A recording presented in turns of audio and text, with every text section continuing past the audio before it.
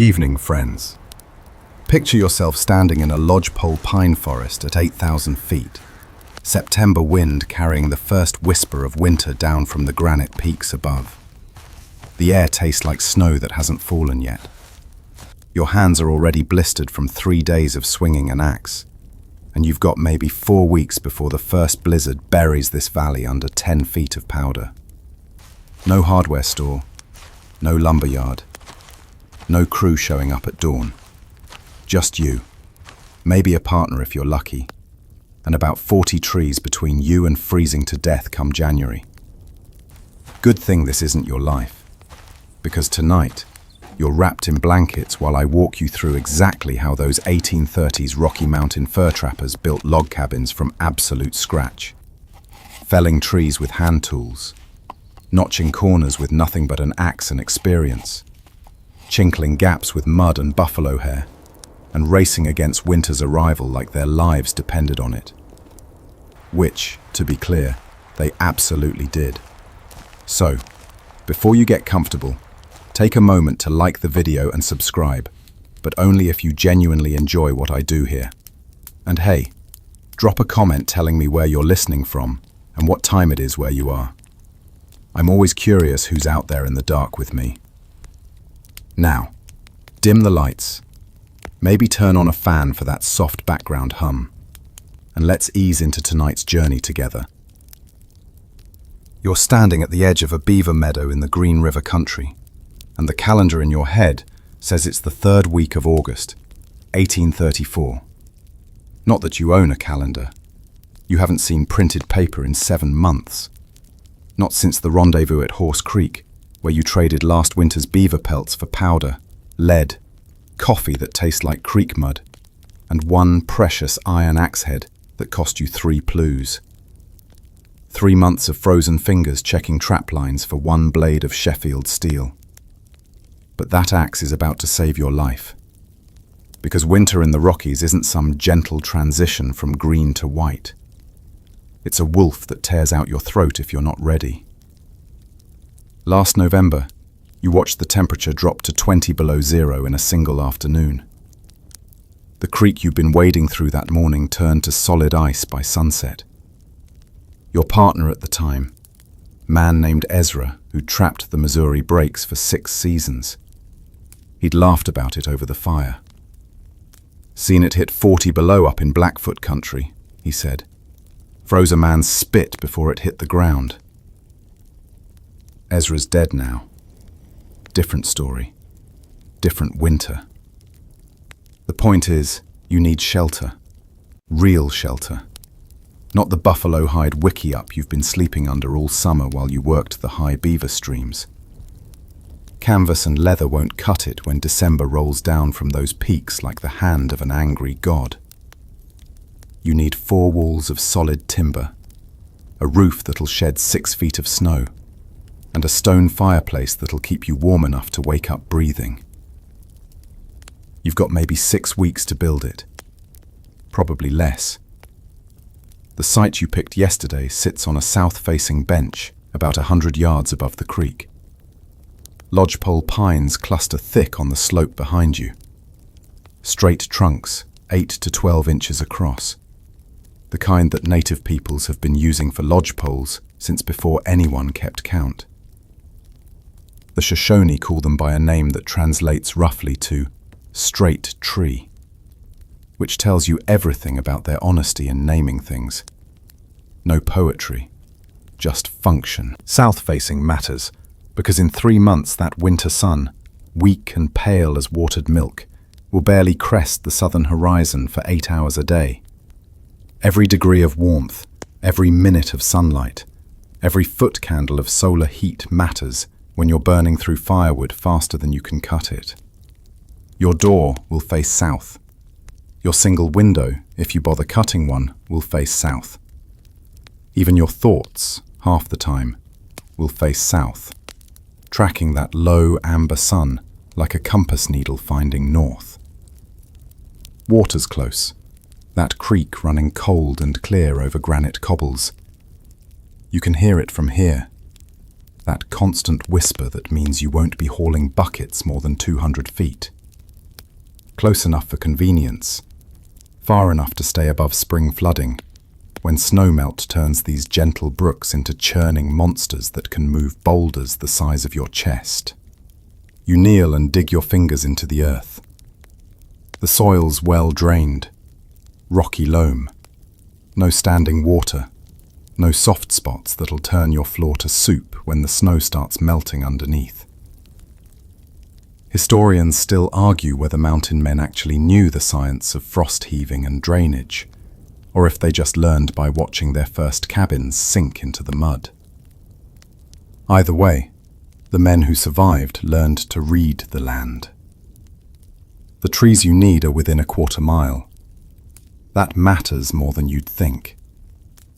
Every log you cut has to be moved from where it falls to where you're building. And without horses or mules, sold yours to a passing brigade 3 weeks back when you needed the money more than the mobility. You'll be dragging 400-pound logs using nothing but leverage, rope, and whatever remains of your optimism. You've done this before. Once. 3 winters ago, with a partner who knew what he was doing. This time you're alone, which means your cabin walls can't rise higher than 6 or 7 feet. That's not architectural preference. That's physics. A man can't lift a 400-pound log over his head. Not alone. Not even close. So 6 feet it is. Tall enough to stand in. Short enough to build without killing yourself. The wind shifts, coming down from the high country. It smells like stone and distance, and the winter that's gathering its strength in those granite peaks. You can almost taste the cold in that wind. Feel the warning it carries. The seasons don't negotiate in these mountains. They don't grant extensions. You build your shelter or you die. Those are the terms.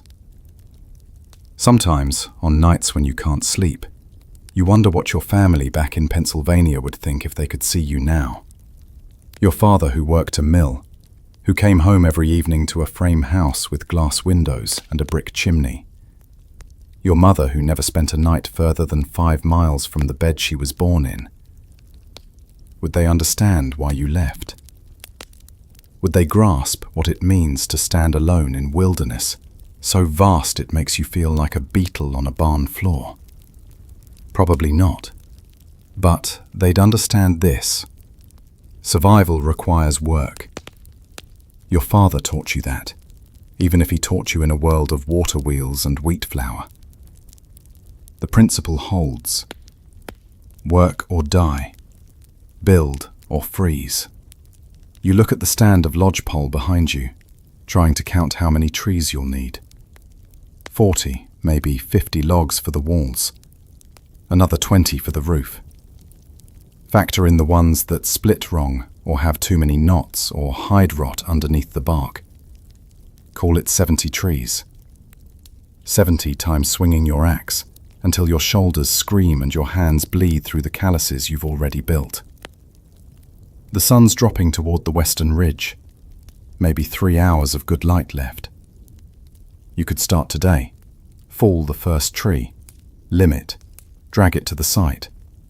Get 1 log down. But something in you wants to spend this last evening just looking. Seeing the shape of it in your mind. Where the walls will run. Where the fireplace will sit. Where you'll stack the firewood that'll keep you alive through 5 months of winter. Tomorrow the work starts. Tonight, you're still just a man standing in a meadow, watching the light turn gold on the peaks. Tomorrow, you become a builder. Tomorrow, you start making the shelter that'll determine whether you see spring. The wind shifts again, colder this time. Dawn breaks cold and clean. The kind of mountain morning where your breath hangs in front of your face like smoke from a campfire. You've been awake since first light. Old habit from trap running, when you learned to move early before the beaver returned to their lodges. Now you stand at the building site with a different kind of urgency burning in your chest. First thing, you walk the slope behind your chosen spot, really looking at the trees this time. Not just seeing them, but reading them, the way you'd read tracks in mud. A lodgepole that's been fighting for sunlight its whole life, squeezed between bigger neighbors. That tree grows straight and tall, reaching for light. Fewer lower branches cluttering the trunk. Perfect. But one standing alone in a clearing? That tree spreads wide, branches low, trunk thick at the base and tapered at the top. That's firewood, not building timber. You're hunting for trees 8 to 12 inches across at chest height, straight as a rifle barrel. Growing in that dense forest where they've been competing for light since they were saplings no bigger than your thumb. The Shoshone and Ute peoples have been using these same lodgepoles for centuries. Not just for lodge frames, but for travois poles, for building structures that need to be straight and strong and light enough to move. There's probably 1,000 years of accumulated knowledge in how these tribes select and use timber. Knowledge that would save you weeks of trial and error. But you're not Shoshone, and what you know, you learned the hard way, making mistakes that almost killed you. Engelmann spruce grows higher up, at the edge of tree line, where the air tastes thin and cold even in August. Creamy white wood, straight grain, easy to work. But you'd have to climb another 1,000 feet to reach them, and you don't have time for that kind of hiking. Lodgepole it is. The tree named for its purpose, like a tool designed by generations of necessity. You find your first candidate about 50 yards upslope. Perfect straight trunk, maybe 30 feet of usable length, before the crown gets too branchy. 10 inches across. The bark is plated and scaly, that characteristic lodgepole texture. You walk around it, checking for signs of rot, looking at the base for cracks or fire scars. Clean. This one's good. Now comes the mathematics of falling. You want this tree to drop down slope toward your building site, gravity on your side. But the tree has its own ideas. Wind, crown weight, slight lean. Reading a tree before you cut is like reading water before you cross it. Do it wrong and you'll pay in blood. You spit on your palms, old habit, meaningless really, but it feels like starting a ritual. The axe comes off your shoulder. 3.5 pounds of iron on a hickory handle you carved yourself from a branch you found near Fort Laramie. You wrap the handle with rawhide where your hands grip it, and that rawhide is dark with sweat and pine pitch, and who knows what else. This tool has dropped maybe 200 trees in the 3 years you've owned it. You're hoping it'll drop 200 more. The undercut goes in first. Waist height, facing down slope. You swing at a 45-degree angle, letting the axe bite down and across the grain. Chips fly, white and fresh-smelling. That raw wood smell that's like nothing else in the world. 3 swings. 4. Finding your rhythm. Your shoulders remember this dance, even if your mind wanders. Below the angled cut, you start the horizontal cut, aiming to meet the first cut and remove a wedge. The wedge size matters. Too small and the tree might barber chair, split vertically up the trunk and kill you where you stand. Too big and you waste time and energy. The wedge comes free after 10 minutes of steady chopping. Clean V-shaped notch, about 1/3 the diameter of the tree. You walk around to the backside, opposite your undercut. The back cut goes in higher than the bottom of your undercut, 2 inches higher, leaving what's called the hinge. That hinge is everything. It's what guides the fall, keeps the tree from kicking back, prevents it from spinning sideways and crushing your legs. You start the back cut. The axe bites through sapwood into heartwood. The tree hasn't moved yet, but you can feel the tension building. You're cutting through the spine of something that's been standing for 40 years. Maybe 50. Lodgepole don't live as long as the big ponderosas down in the valleys. Couple hundred years at most. This one's maybe halfway through its life, and you're ending it because you need shelter. There's no guilting that, just fact. Trees die, men die, everything returns to soil eventually. You're just hurrying this one along. The tree starts to creak. High above, the crown shifts.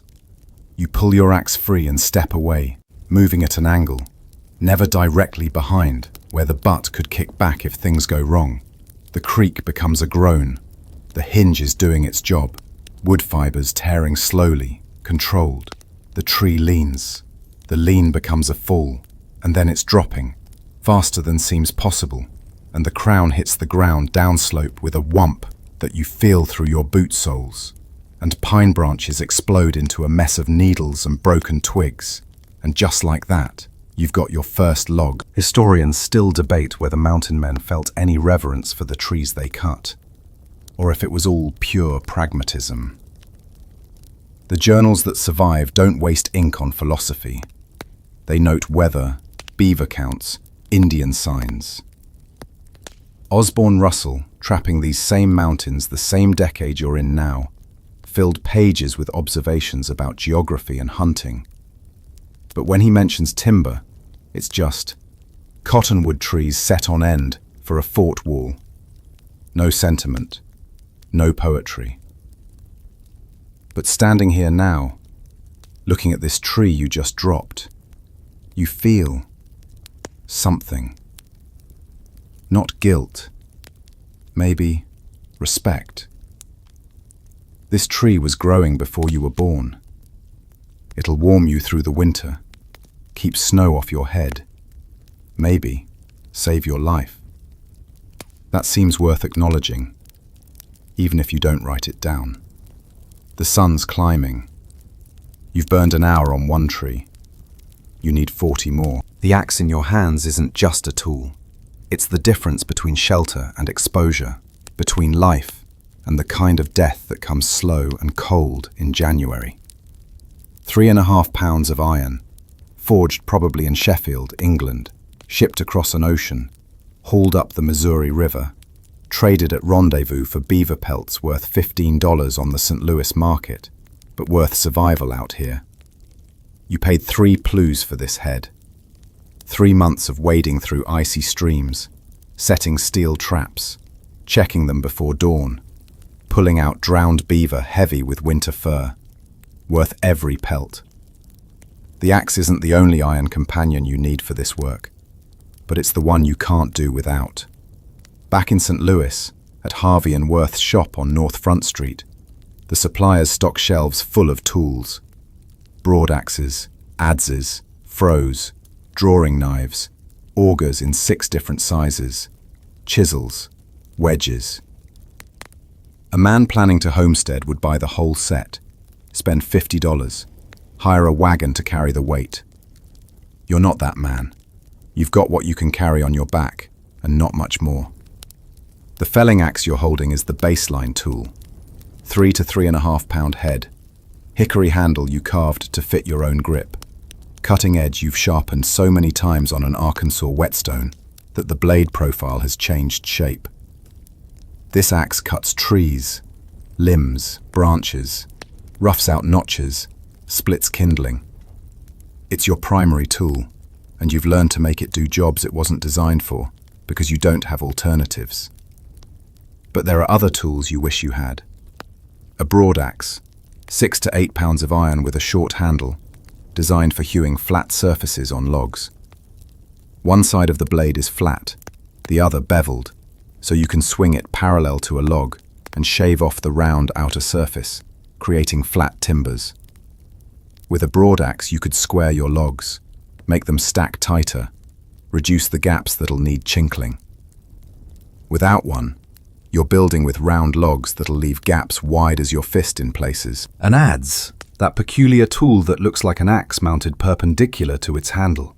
The blade curves slightly, and you swing it toward your feet, using it to smooth surfaces, hollow out notches, fine-tune joins. It's the finishing tool that takes rough axe work and makes it precise. You've seen adzes at trading posts, watched a fort carpenter use one to smooth puncheon floor planks. Beautiful tool, costs more than you've got. A froe and mallet for splitting shingles. That iron blade may be 10 inches long, with a handle mounted at right angles.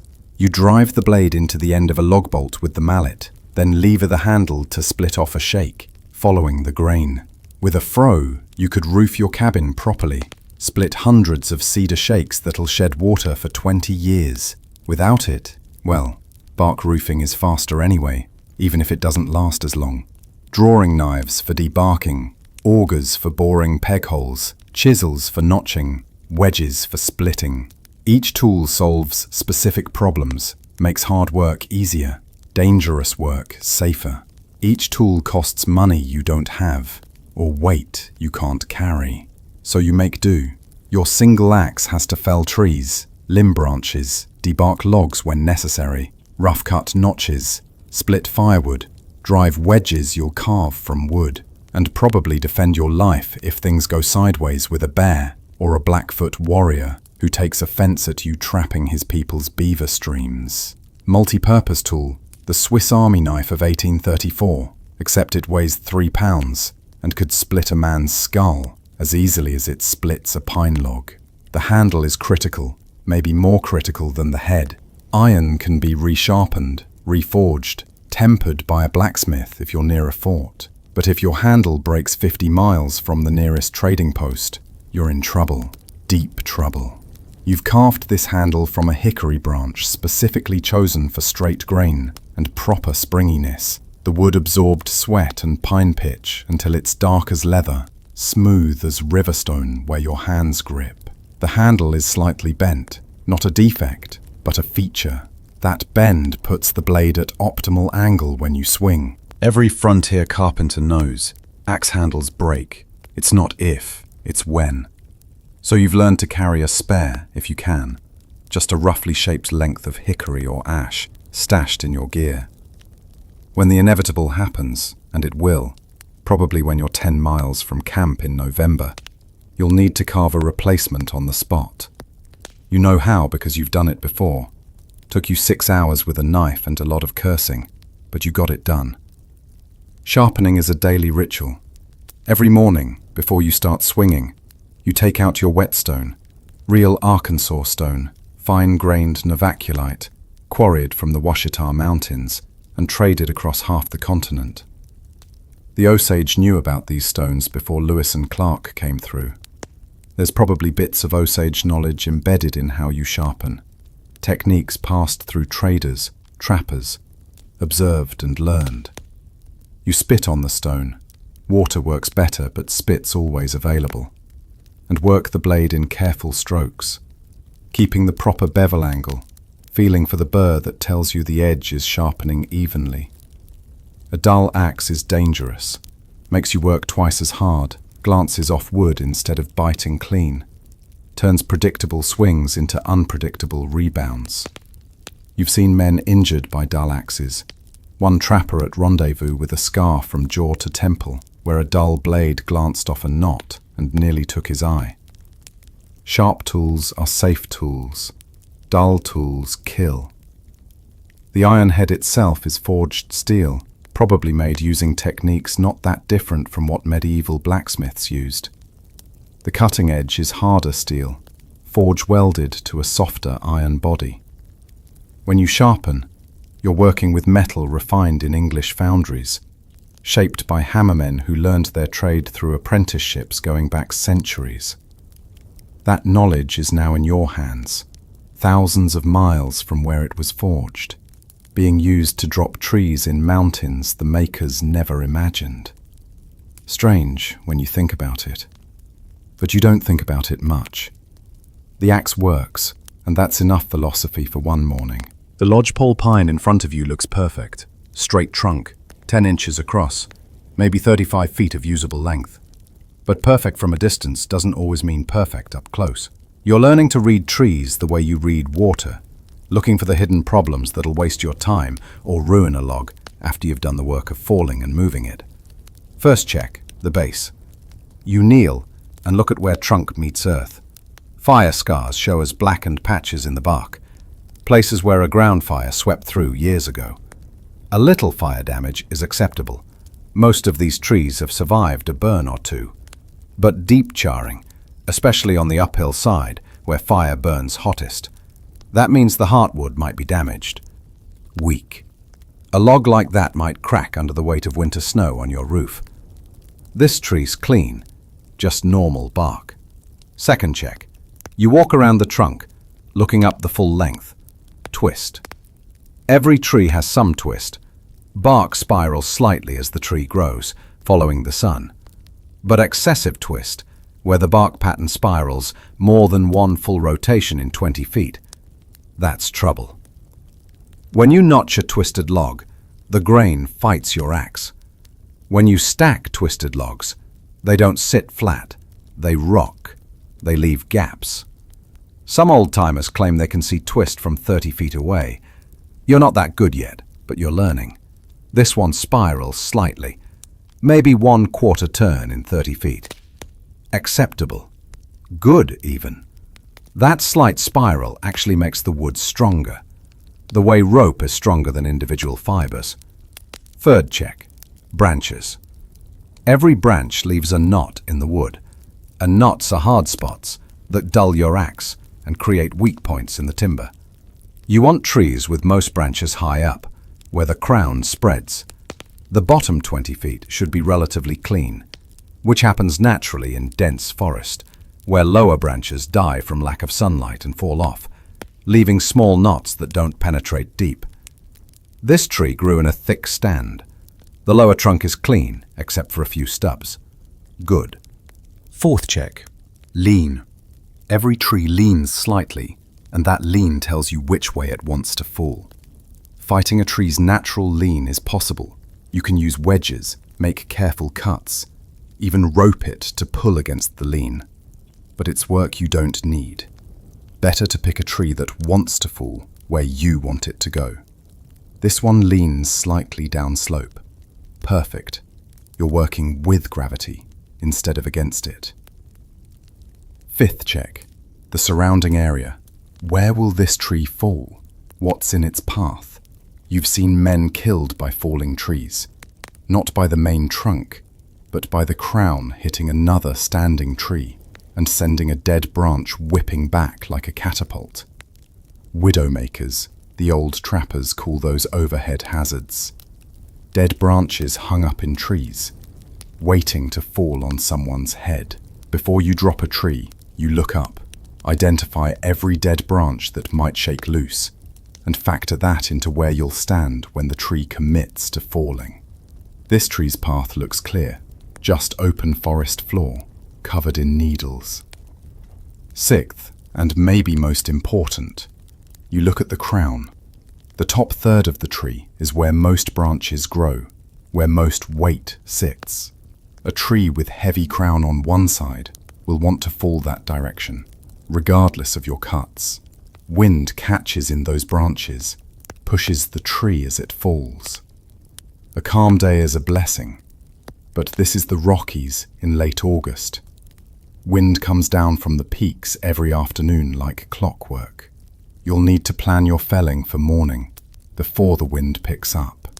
The question of live trees versus dead standing timber has been debated around every campfire since the first man cut the first log. Dead trees are already dry, won't settle, won't check, won't shrink. Sap's gone, insects are done with it. But dead wood is also more brittle, sometimes punky with rot, and it's heavier to work with.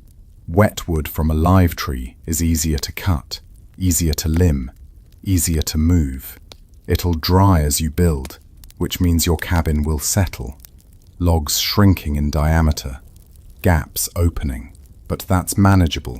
You just re-chink in the spring. Historians still argue whether mountain men preferred dead standing timber or fresh-cut logs.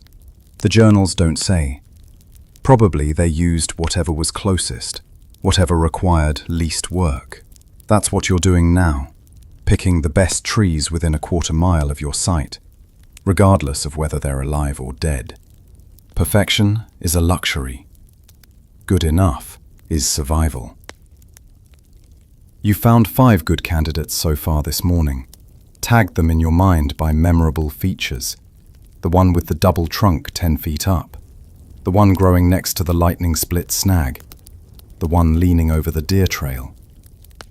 Mental map of your timber supply. You'll cut strategically, taking trees in an order that opens up access to the ones behind them, creating a path where you can drag logs downhill to your building site. There's an art to this selection process that goes beyond what you can articulate. Something in your gut just knows when a tree is right. Maybe it's the straightness of the trunk catching your eye, or the way the bark looks healthy, or just the feeling that this particular lodgepole will split true when you cut it. You've learned to trust those instincts, even when you can't explain them. The tree in front of you now passes all the checks. You mark it mentally. Log number 6. The lodgepole stands 60 feet tall, maybe more. Hard to judge from ground level when you're looking up through branches and morning light. 10 inches across at chest height, which means roughly 8 inches at the 30-foot mark where you'd cut it to usable length. You've done the mental math. This tree will give you one solid log. Maybe 2 if you're lucky and the top section is straight enough. But first it has to fall without killing you. You've picked your undercut location, marked it in your mind at waist height on the side facing downslope. Wind is calm right now. Morning stillness before the afternoon thermal winds start pulling up the valleys. The tree leans slightly downhill, maybe 5 degrees, working with you, not against you. Crown looks balanced. No heavy branches on one side that might pull the fall offline. Every indicator says this drop should be clean. But should be and will be are different countries with an ocean of blood between them. You've heard stories. Every trapper has. The man at Fort Union who cut a tree that barber-chaired, split vertically up the trunk, and the butt kicked back so fast it crushed his pelvis before anyone could blink.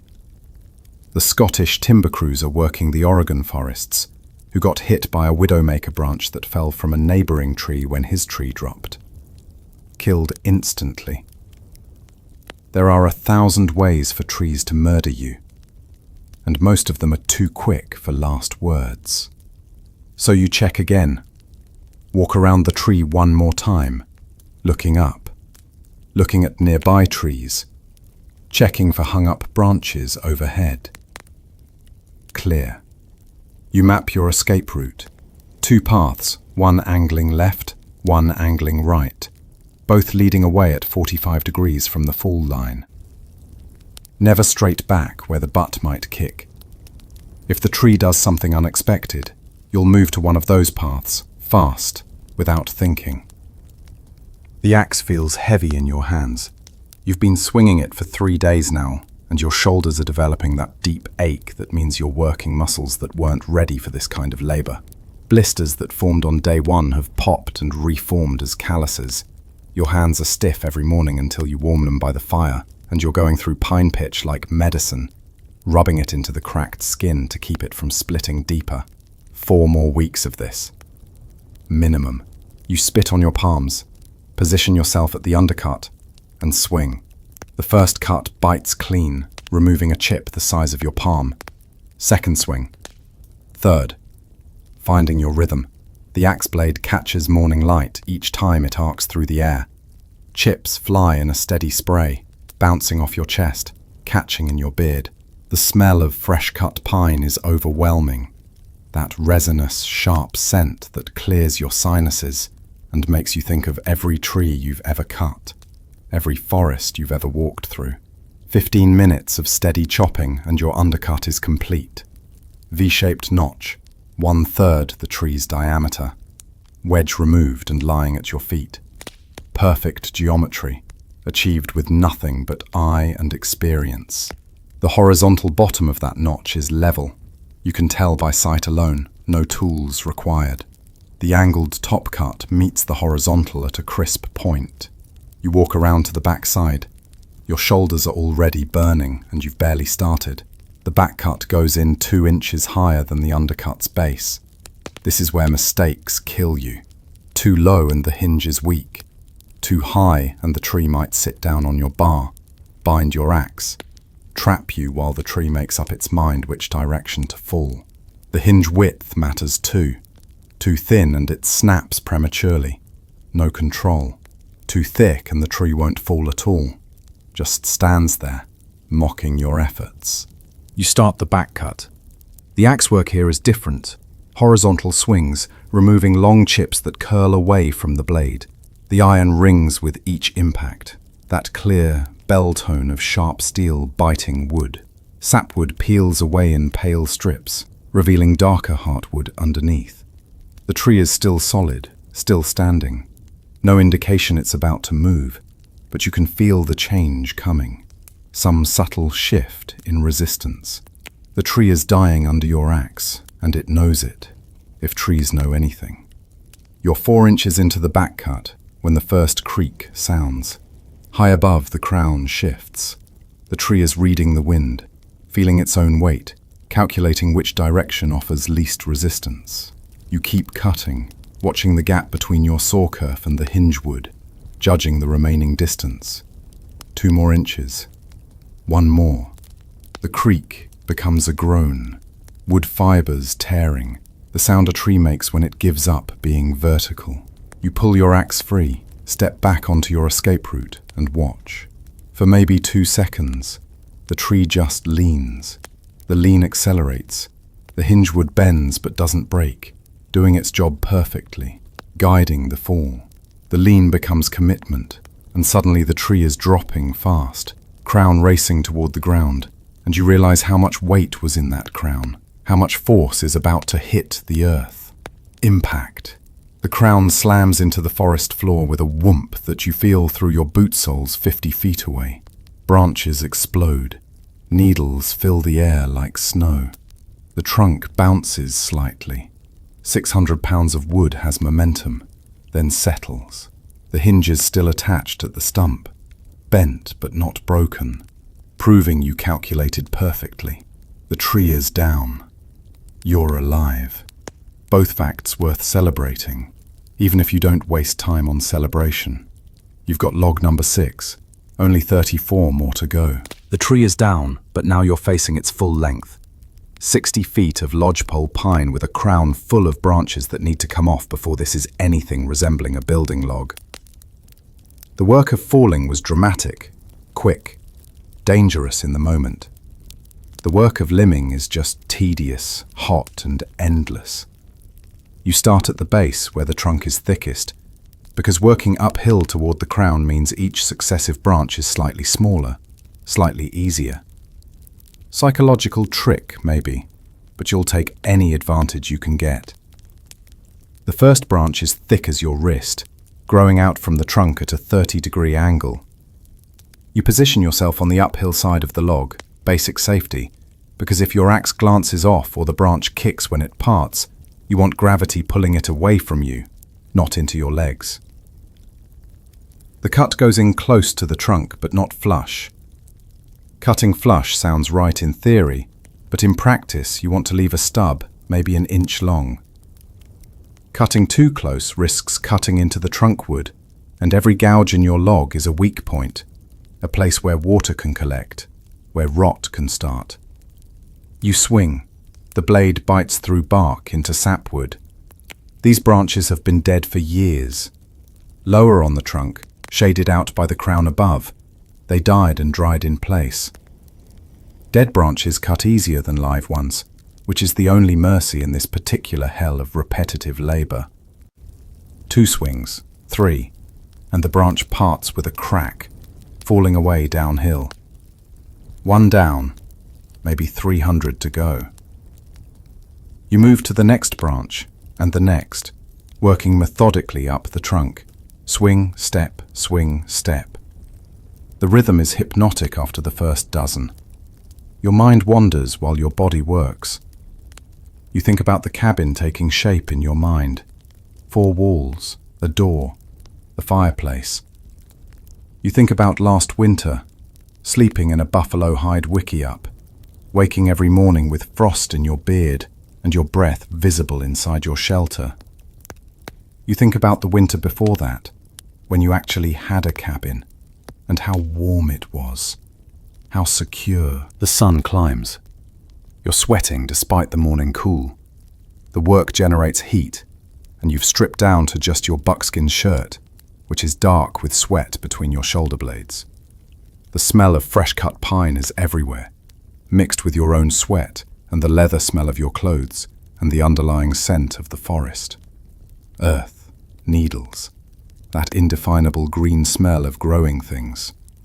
Historians still debate how long it took a mountain man to limb a single tree. The journals don't mention it, too mundane to record, like writing down that you breathed or blinked. But you're living it right now, and you can report.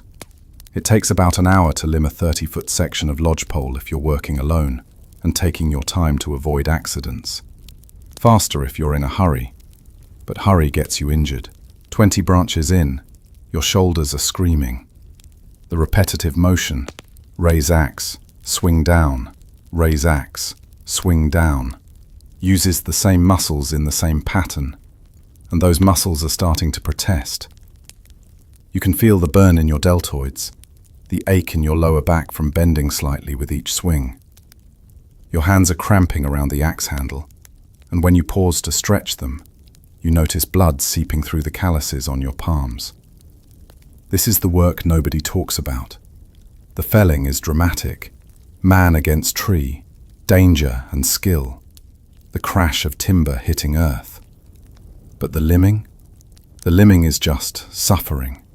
Hour after hour of the same motion, the same cuts, branch after branch after branch. No drama, no danger unless you get careless. Just pain and repetition, and the slow progress up a trunk that seems to go on forever. You reach the point where the branches start getting thicker, live wood now, green and sappy. Live branches cut harder. The axe bites in and the wood resists, fibers bending instead of parting cleanly. Sap oozes from every cut, sticky and amber-colored, getting on your hands, your clothes, the axe handle. Pine pitch. By the end of today, you'll be covered in it. By the end of the week, your clothes will be stiff with it, and you'll smell like a pine forest, no matter how many times you wash in the creek. There's a moment, maybe you're 2/3 up the trunk, when you seriously consider just cutting here and calling it good. The top third is too small for building anyway. Lots of branches. Why not just leave it? Save yourself 30 minutes of misery. But you know why. Because waste is death out here. Because that top section might be too small for wall logs, but perfect for roof poles. Because you don't have the luxury of cutting corners. Not when winter is counting down like a heartbeat you can hear in your sleep. So you keep limbing, branch after branch. The sun climbs higher, the shadows shrink. Your water bag is empty. You drank the last of it an hour ago, and your throat is dust. But the creek is 200 yards away, and you're not stopping now, not with just 20 more branches to go. Finally you reach the last branch, the very top of the tree, where trunk turns to twig. You make the last cut, and the branch falls away, and you're standing next to a clean log, 60 feet of debarked, delimbed lodgepole pine, ready to become part of your walls. One log, one tree, 3 hours of work from first axe swing to final branch. You've got 39 more trees to fall, 39 more trees to limb. The math is brutal, but you don't think about the math. You think about the next tree, just the next tree. That's all you can handle. The log lies where it fell, clean of branches but still 200 yards from your building site. 60 feet long, 10 inches across at the base, tapering to maybe 6 inches at the top. You've done the mental calculation. This log weighs somewhere between 400 and 500 pounds. A quarter ton of wet pine that needs to move from here to there. And you don't have horses, don't have oxen, don't have anything but your own back and whatever cleverness you can muster. This is where men break. Not from the cutting. Anyone with an axe and determination can cut a tree, but moving timber without draft animals. That's where dreams of cabins die. and men end up sleeping under pine boughs all winter, telling themselves it'll be fine, they'll survive, even though they know they probably won't. You're not that man. You can't afford to be. First assessment. Can you drag it? You walk to the small end, the top of the tree, now the trailing end of your log, and grab it with both hands. Dig your heels in and pull. The log moves about 6 inches before the friction of bark on pine needles and earth stops it cold. You pull harder, straining, and get another foot of movement before your back sends up warning signals that you're about to do something very stupid to your spine. Okay, straight dragging isn't happening. Not 200 yards. You'd herniate something before you got halfway. Second option, rolling. The log is round, or roundish. If the ground was smooth and flat, you could maybe walk it end over end, leveraging your weight against it. But the ground here isn't smooth or flat. It's covered in rocks, tree roots, deadfall, small bushes.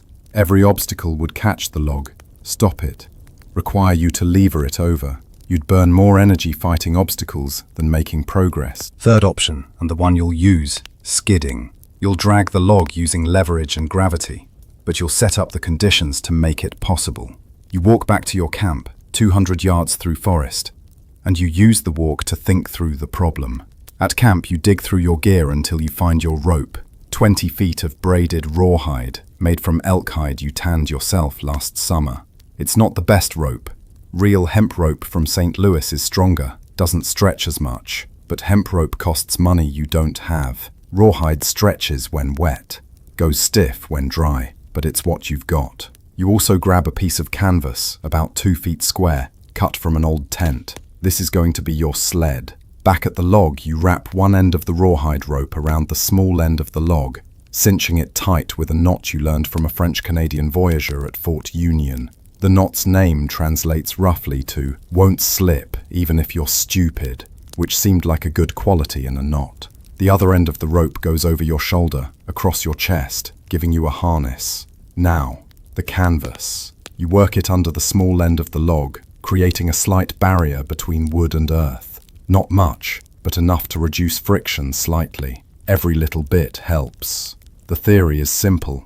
You pull, the log skids. The canvas reduces friction, and slowly, very slowly, the log moves toward your building site. The reality is more complicated. The rope bites into your shoulder. The log catches on every root and rock. Every 10 feet you have to stop, reposition the canvas, clear obstacles from the path ahead. Your back screams. Your legs shake. Sweat runs into your eyes, stinging. You make maybe 50 feet before you have to rest. Lean against a tree, breathing hard, feeling your heart hammering in your chest. Your shoulder where the rope cuts across it is already raw, and you've got 150 yards to go. This isn't working, not fast enough, not sustainable. You need another approach. Fourth option, rollers. You've seen this done. Watched a crew at Fort Laramie move a massive log using small poles laid perpendicular to the path. The log rolls over the poles, and as the back pole is freed, you move it to the front. The log never touches ground, never creates friction. It's brilliant, actually, but it requires a dozen small poles and constant repositioning, and you don't have help to pick up the trailing poles while you're pulling at the front. Fifth option, and the one that might actually work. Leverage the slope.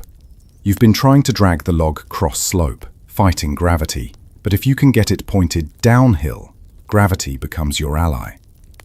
The log wants to slide downhill. You just need to guide it. You unhitch the rope and walk down slope, studying the terrain.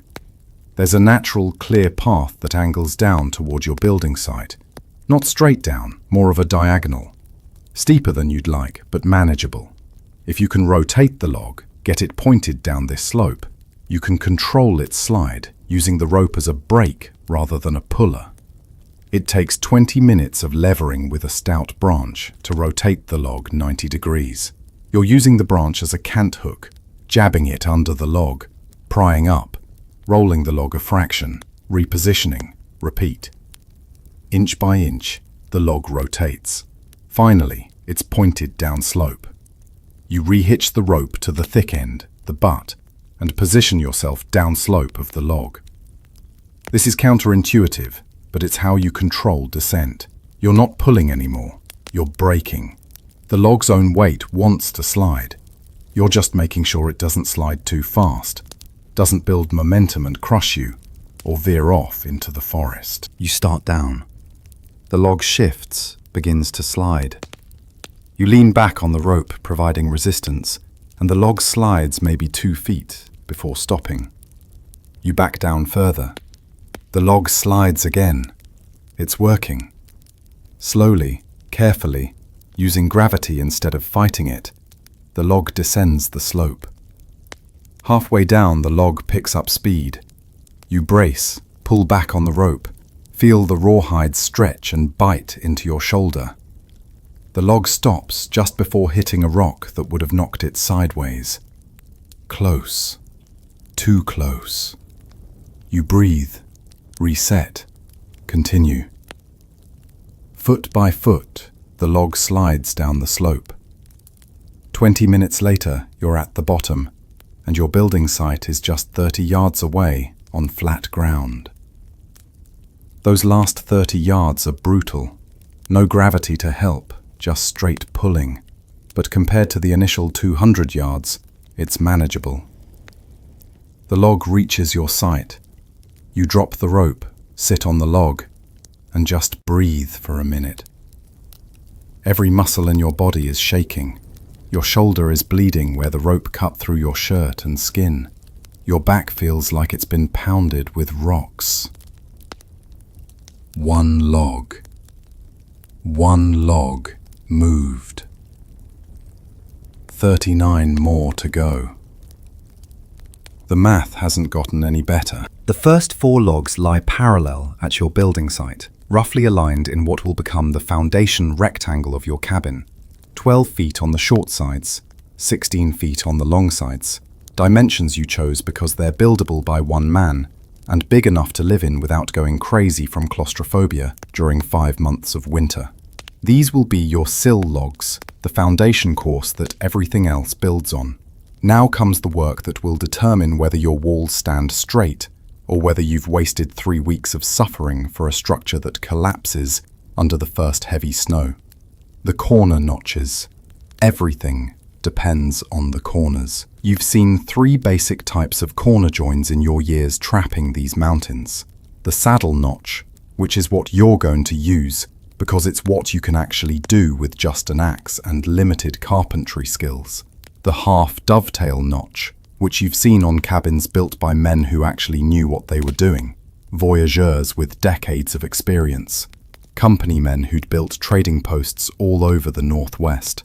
And the full dovetail, which you've only seen once on a cabin built by a German carpenter who'd somehow ended up trapping beaver in the Bitterroot Valley and who spent 8 weeks on his cabin before the first snow. Your saddle notches won't be as weather-tight as dovetails. They won't lock together as securely. Water might collect in the notch bottoms if you don't cut them right. But you can cut a saddle notch in about 5 minutes once you know what you're doing. And you need to cut 8 notches per log, and you've got 40 logs to stack. The math says saddle notches or you're not finishing before winter. The first corner is where you learn whether you remember how to do this. 3 years since you last built a cabin, and memory is a slippery thing. You position 2 sill logs perpendicular to each other, one running north-south, one running east-west.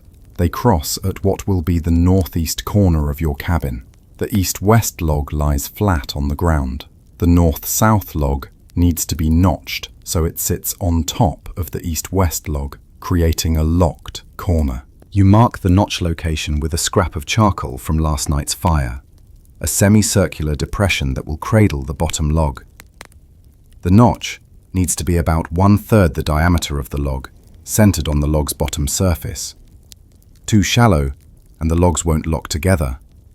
Too deep, and you weaken the log, maybe cut through to hollow center, where the heartwood has rotted.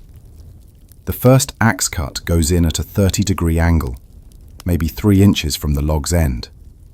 You're cutting down and in. removing a chip that's shaped like a bird's beak. The axe rings against wood. The chip pops free. You rotate slightly and make another cut from the opposite angle, removing another chip. Slowly, the curved depression takes shape. This is where experience matters. You're not measuring anything, not using templates or guides. You're cutting by eye, by feel, trusting your hands to know what 1/3 depth looks like, trusting your angles to create a curve that will mate with the round surface of the log below. Every swing of the axe is a judgment call. 10 minutes of careful cutting, and you've got your first notch. It looks okay. Not perfect. The curve isn't as smooth as you'd like, and there's a flat spot where you misjudged an angle. But it's functional. Probably.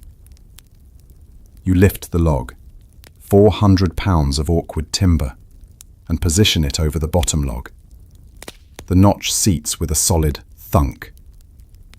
The top log rocks slightly, not sitting perfectly flat. You lift it off, look at the notch, see the problem. The curve is slightly off-center. You adjust, cutting a bit more from one side. Test fit again. Better. Still not perfect, but better. This is the process.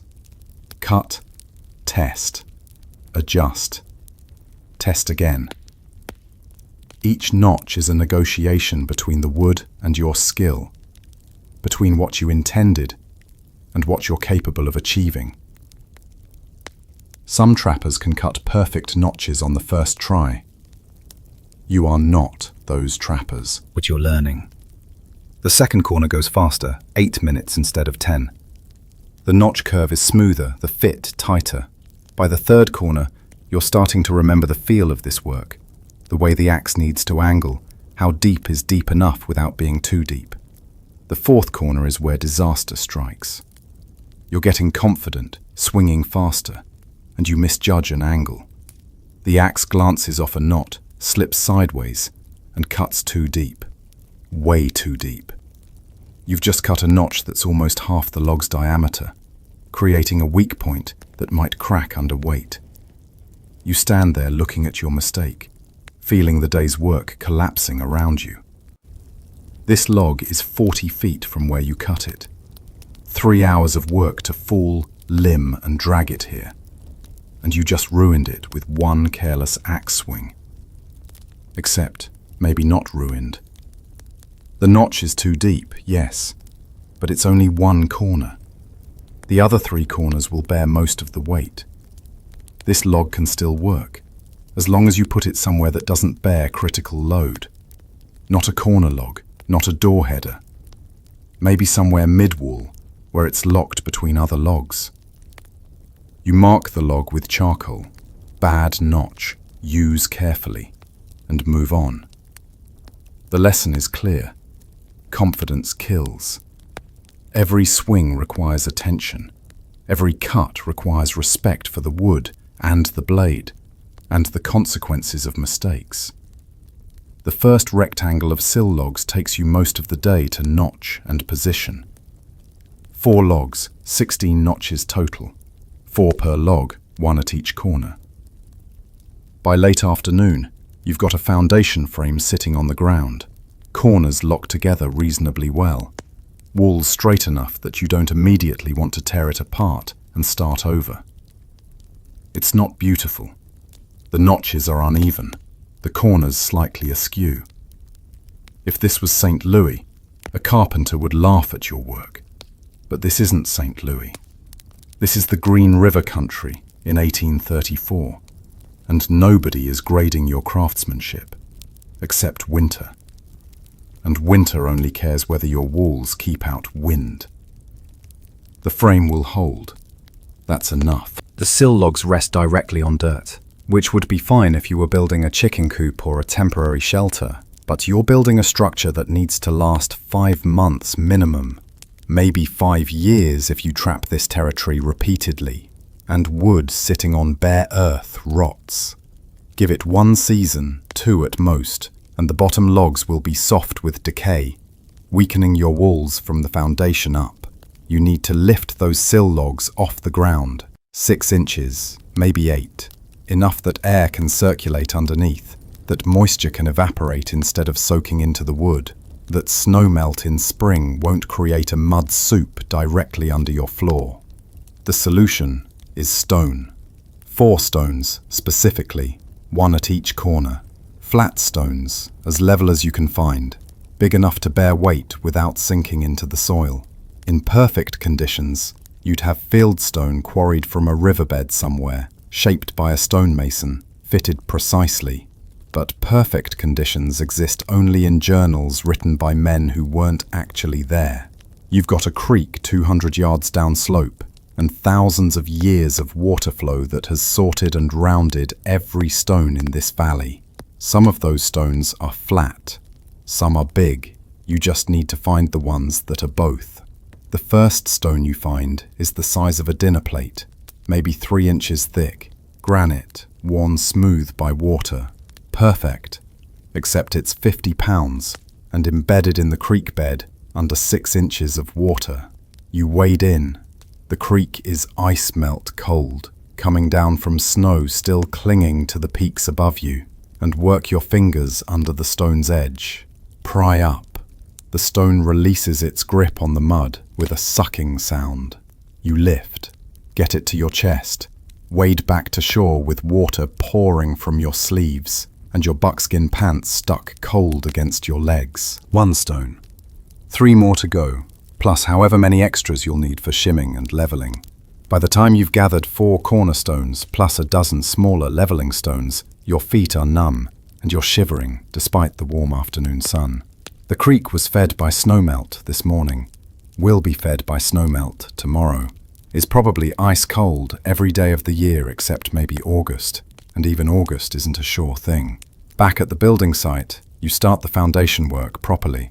First, you mark the 4 corners of your cabin rectangle using sticks driven into the ground, 12 feet by 16 feet, measured by pacing.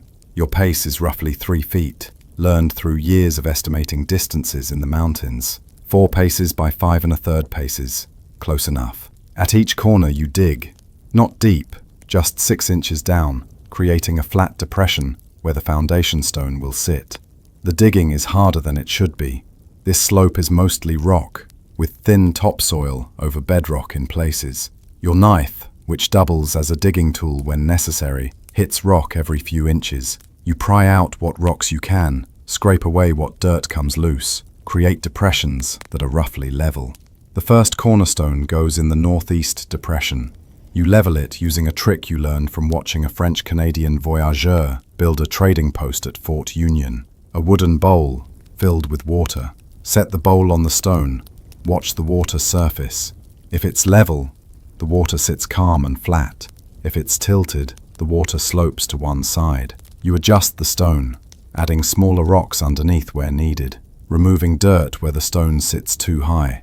Test with the water bowl. Adjust again. Test again. Historians still debate how precisely frontier builders leveled their foundations. Some argue they had proper carpenter's levels, wooden or brass instruments, with liquid-filled vials that showed when a surface was true. Others argue that levels were luxury items, rare in the mountains, and most men just eyeballed it or used water. You're using water because it's free and available, and you don't own a level.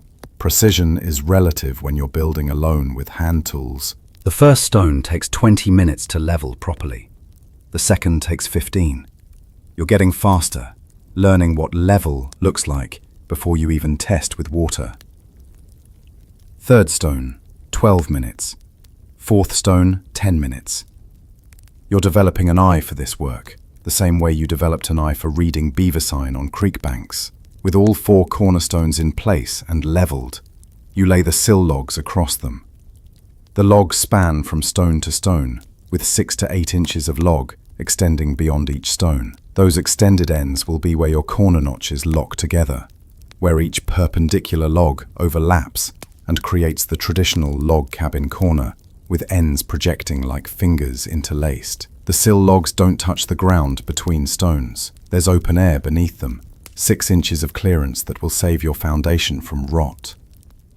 Air flows under, moisture evaporates, and even if snow piles against your cabin walls in winter, the bottom logs stay dry and solid. But now you notice a problem. The sill logs aren't quite level front to back. The natural slope of the land means your uphill side sits slightly higher than your downhill side. Not much, maybe 2 inches over 12 feet, but enough that water might run downhill inside your cabin if you don't correct it. You adjust. Pull the uphill cornerstones. Add more small rocks underneath to raise them. Test, adjust, test again. The goal isn't perfect level. That's probably impossible on a sloped site, but close enough that water won't noticeably flow across your floor. After another hour of fiddling with stones and checking with your water bowl, you've got a foundation that's level within an inch or so in all directions. Good enough. Better than good enough, actually. You've seen cabins built on foundations that sloped 3 or 4 inches, and the occupants survived winters just fine. Level is ideal, but functional is sufficient. The sill logs now rest 6 inches off the ground on stone piers, forming a level rectangle that will support everything you build above it. Foundation complete. It's not impressive to look at. 4 logs on 4 rocks, nothing more. But it's the difference between walls that will stand for years and walls that will rot in seasons. The sill logs form a foundation rectangle, and now you start stacking the walls that will keep you alive. This is where the work transitions from brutal to genuinely dangerous. A log lying on the ground can't kill you, unless you're remarkably careless. A log being lifted to chest height, shoulder height, above your head, that log has gravity and momentum on its side. And if it slips, if your grip fails, if the leverage goes wrong, you're looking at crushed hands, broken ribs, maybe worse. You learned this lesson 3 years ago when you built your first cabin with a partner named Jacob. He was lifting a log to the 6th course while you guided it from below, and his grip slipped. The log rolled, caught his thumb between itself and the log below, and crushed the digit like a berry. The thumb healed after a fashion, but it never bent right again, and Jacob couldn't work a trap or hold a rifle steady after that. Last you heard, he'd given up trapping and hired on as a camp cook at Fort Laramie. So you approached this phase with appropriate caution and zero enthusiasm. The first log above the sills is the easiest. It's only 8 inches off the ground. You roll it to the site, position it parallel to the sill log on the opposite side, notch the corners, and lever it up and onto the sills. It takes muscle and swearing, but it's manageable. The notches lock, the log settles into place, and you've got 2 parallel walls, each 2 logs high. The second course is similar, perpendicular to the first logs connecting the 2 parallel walls. Notch, lift, settle, lock. Your rectangle is now 4 logs high on all sides, about 32 inches tall if you don't count the foundation stones. Waist height. You can still reach over the walls easily, can step over them if needed. Third course. This is where it starts getting hard. The logs need to be lifted to mid-chest height, roughly 40 inches off the ground. 400 pounds of wet pine, 6 feet of unwieldy length, and you're lifting it alone. You don't actually lift it all at once, that would be impossible. Instead, you lever it. You've built a simple ramp system. 2 smaller poles leaned against the wall at 45-degree angles, their tops resting on the 3rd course position, their bottoms anchored in the dirt. You roll the new log up these poles, using a stout branch as a lever under the log's trailing end, advancing it a few inches at a time. Roll, lever, advance. Roll, lever, advance. The log climbs the ramp like a snake climbing a tree branch, slowly, with constant adjustment, always threatening to slide back if you lose control. 20 minutes of work, and the log is high enough to slide sideways onto the wall. You've notched the corners already, learned your lesson about notching before lifting, because notching a log while it's perched precariously on a wall is a good way to knock the whole thing over. The log slides into place. The notches mate with the course below. Another log added to the wall. 4th course, chest height, 48 inches. This is where working alone becomes a serious liability. The ramp system still works, but now you're working at the limit of what you can control. The log weighs as much as it did on course 1, but now gravity has leverage. If it starts to fall, you're not stopping it. You're just getting out of the way and hoping it doesn't destroy the work you've already done. You advance more cautiously. Check your ramp poles to make sure they're secure. Test each lever position before committing weight. Move the log 6 inches at a time instead of 12. It takes 40 minutes to get this course in place, and by the end, your arms are shaking and your back is sending up signals that you're approaching the limits of what your body can do. 5th course, shoulder height, 60 inches. You need a different strategy. You've seen 2-man teams use a technique called walking the log up. 1 man on each end, both levering, both lifting in coordination. But you don't have a partner. You've got you, and you're currently regretting every decision that led to building a cabin alone. The solution you land on: use gravity in reverse. You've been fighting gravity by lifting logs up. Instead, you'll drop them down from above. You lever the log up a temporary scaffold, basically just a tall ramp built from smaller poles, until it's actually higher than where it needs to be. Then you carefully lower it down into position. This sounds backward, and it is, but it's also the only way to work with physics instead of against it. Lifting is harder than lowering. Control is easier when you're bracing against weight instead of fighting it.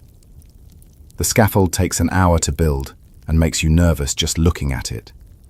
3 small poles lashed together with rawhide, leaning against your wall, topped with a crosspiece. It looks like the kind of structure that collapses and kills people. But you test it with your own weight. Climb up, bounce slightly, feel for weakness. It holds. Probably it'll hold a log too. You lever the 5th course log up the scaffold. This takes an hour of sweating, cursing, repositioning.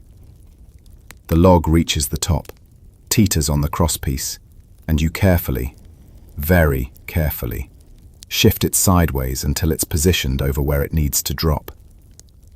Then you tie a rope to one end, loop the rope around a solid anchor point, and use the rope to control the descent. Lower, slowly. The log drops into position. The notches mate. You release a breath you didn't realize you were holding. 5th course complete, and you realize this is the highest you can build alone. Maybe you could manage a 6th course with the same scaffolding technique, but by 7th course, you'd be working 10 feet off the ground, and a fall from that height would end the cabin project permanently. Some trappers work alone and accept 6-foot-high walls. Others find partners before building.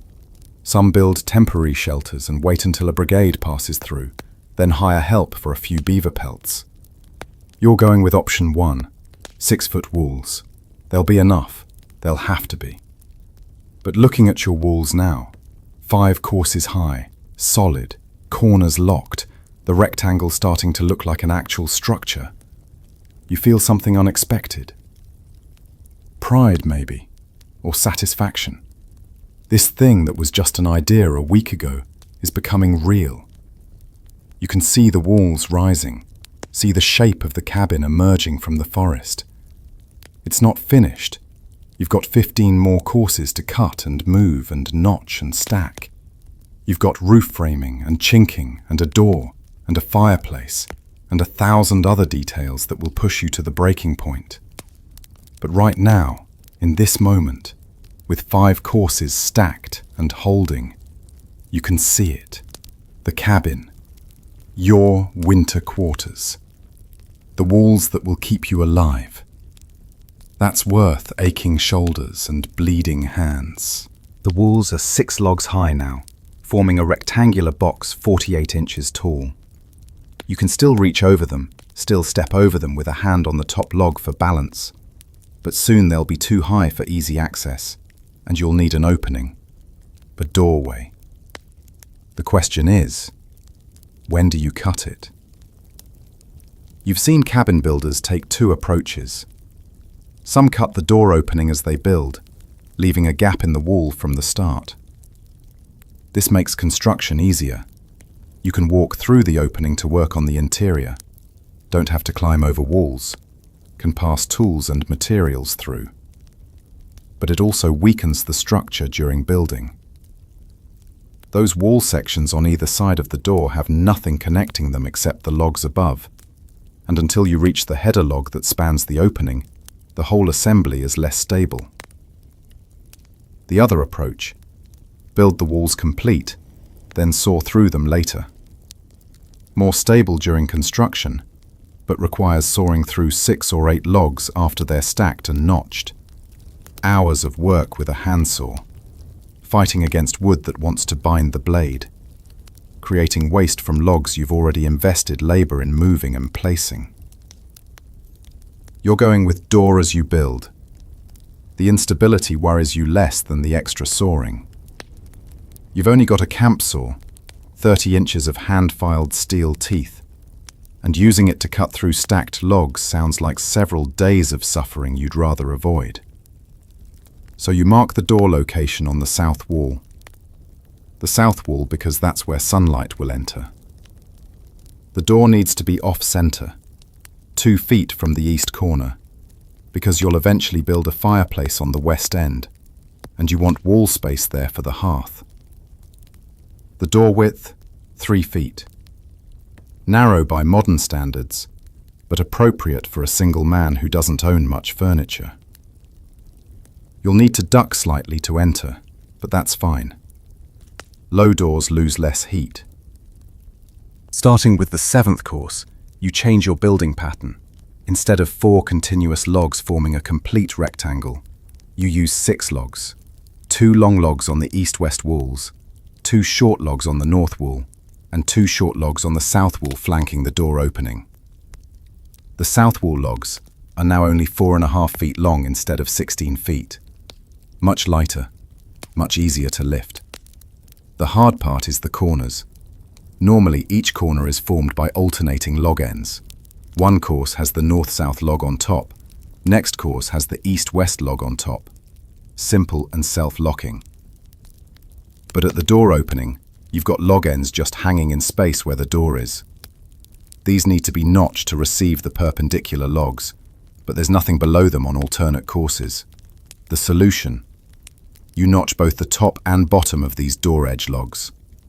Each log has a saddle notch on top to receive the perpendicular log above, and a reverse saddle notch on bottom to sit on the perpendicular log below. This double notching creates a stable corner, even without continuous wall. It's finicky work. The double notches need to be precisely aligned, or the corners won't stack straight. You spend 2 hours on the first door edge log, cutting, testing, adjusting, testing again. The learning curve is steep. By the 3rd door edge log, you've got the technique down, and it only takes 40 minutes. Course by course, the walls rise. 7, 8, 9 courses high. The door opening takes shape. A rectangular gap in the south wall, 3 feet wide, extending from ground level up. You're building toward a header log, the horizontal log that will span the opening at the top, bearing the weight of the logs above, and transferring that weight to the door edge logs on either side. 12 courses high, 96 inches, 8 feet, and you're ready for the header. This log is critical. It needs to be straight, strong, and perfectly sized. Too short and it won't span the opening. Too long and it won't fit. You've saved a particularly good lodgepole for this purpose, cutting it to exactly 3 feet 6 inches. 3 feet to span the door opening, plus 3 inches on each side to rest on the door edge logs. The header goes in on course 13. You've notched the door edge logs below it with slightly deeper saddles to help lock it in place. The header slides into position, settles into the notches, and suddenly your door opening is complete. The gap in the wall is now framed. Vertical edges formed by stacked logs, top edge formed by the header. It looks like an actual door. You step through the opening. This is the first time you've entered your cabin through a proper doorway, instead of climbing over walls. The act feels significant, crossing a threshold. The space inside the walls suddenly feels more like an interior, less like just an area bounded by logs. The floor is still dirt, the walls are still incomplete. Only 13 courses high, and you need at least 18 to reach proper wall plate height for the roof. There's no roof, no windows, no fireplace, no door to actually close the opening you just framed. But standing inside, looking up at open sky through the rectangular box of your walls, you can imagine it finished. You can imagine winter wind hitting these walls and stopping. Snow piling outside while you sit warm by a fire inside. Historians still argue about standard door dimensions in frontier cabins. Some claim doors were 6 feet high to conserve heat. Others point to period illustrations showing taller doors. The truth is probably doors were whatever height the builder felt like making them, based on available logs and personal preference. Your door is 6 feet 6 inches high, tall enough that you won't constantly crack your head on the header, short enough that you're not wasting wall height on door space. The door itself, the actual plank or log barrier that will close this opening, that's a problem for later. Right now, you've just got a hole in the wall. But it's an intentional hole, a controlled gap, not a weakness but a design feature. Through that opening you can see the meadow below, the creek, the mountains beyond. The same view you've been looking at for a week while building. But now you're seeing it from inside something you built. Inside walls that didn't exist when you arrived. Inside shelter. The psychological shift is strange and powerful. You've been living in this meadow, sleeping under a buffalo robe with nothing between you and the stars. Now you have walls. Now you have inside and outside. The distinction matters more than you expected. You've got a door opening. Now the question is whether you want a window. This isn't automatic. Plenty of trappers built one-room cabins with a single door and no windows at all, spending the winter in near darkness except for firelight and whatever grey daylight leaked through gaps in the chinking. They survived. Some even claimed they preferred it. Less cold air infiltration, better defense against anything unfriendly outside. No need to waste time cutting openings or finding material to cover them.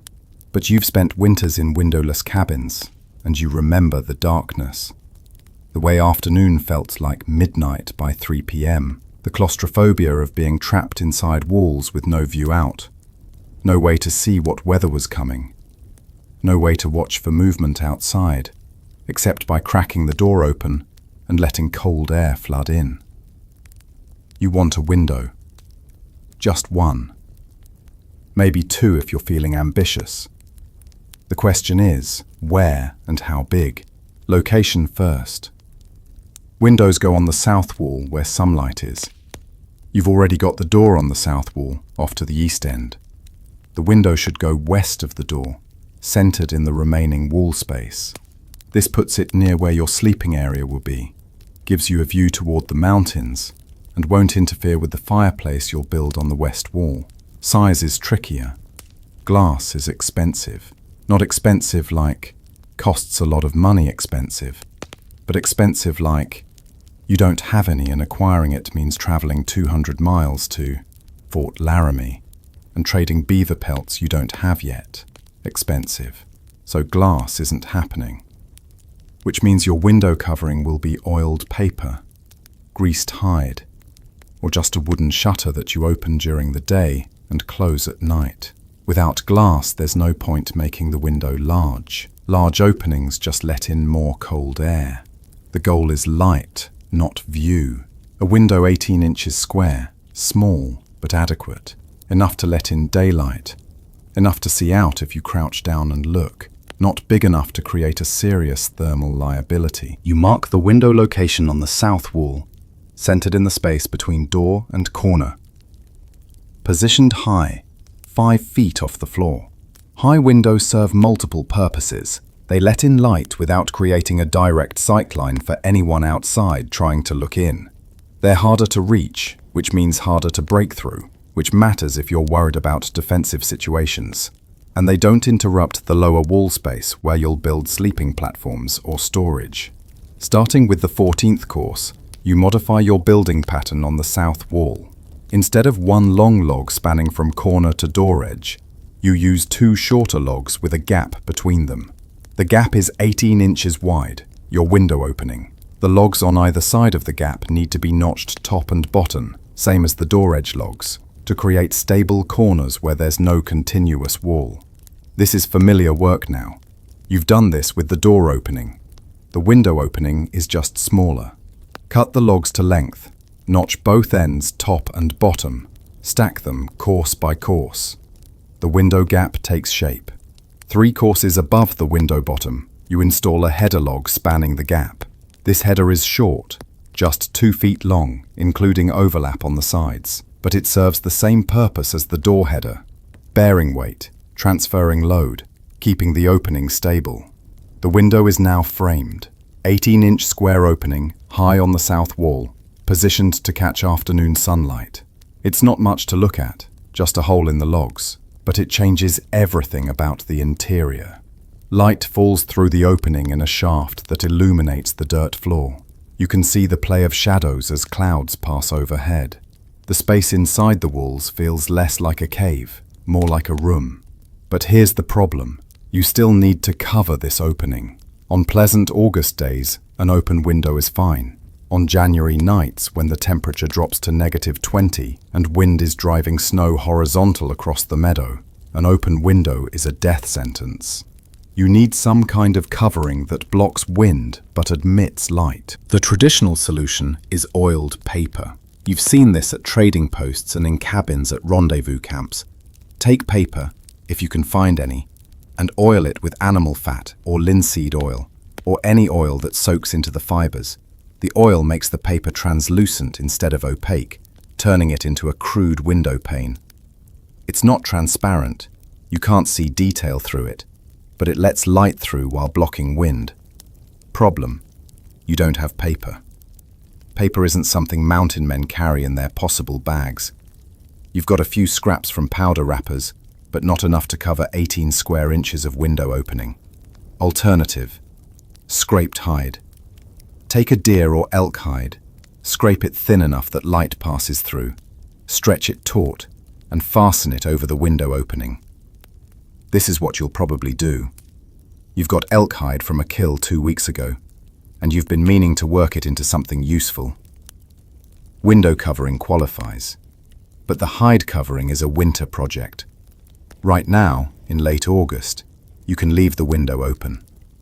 Maybe cover it with a piece of canvas at night to keep out bugs and curious animals, but otherwise, leave it open to air and light. You'll deal with permanent covering when the temperature drops. You climb over the wall, still only 14 courses high, easy to manage, and stand outside, looking at your cabin. South wall with door opening and window opening. The openings make the structure look more intentional, less like a random pile of logs. Architecture is emerging from raw timber.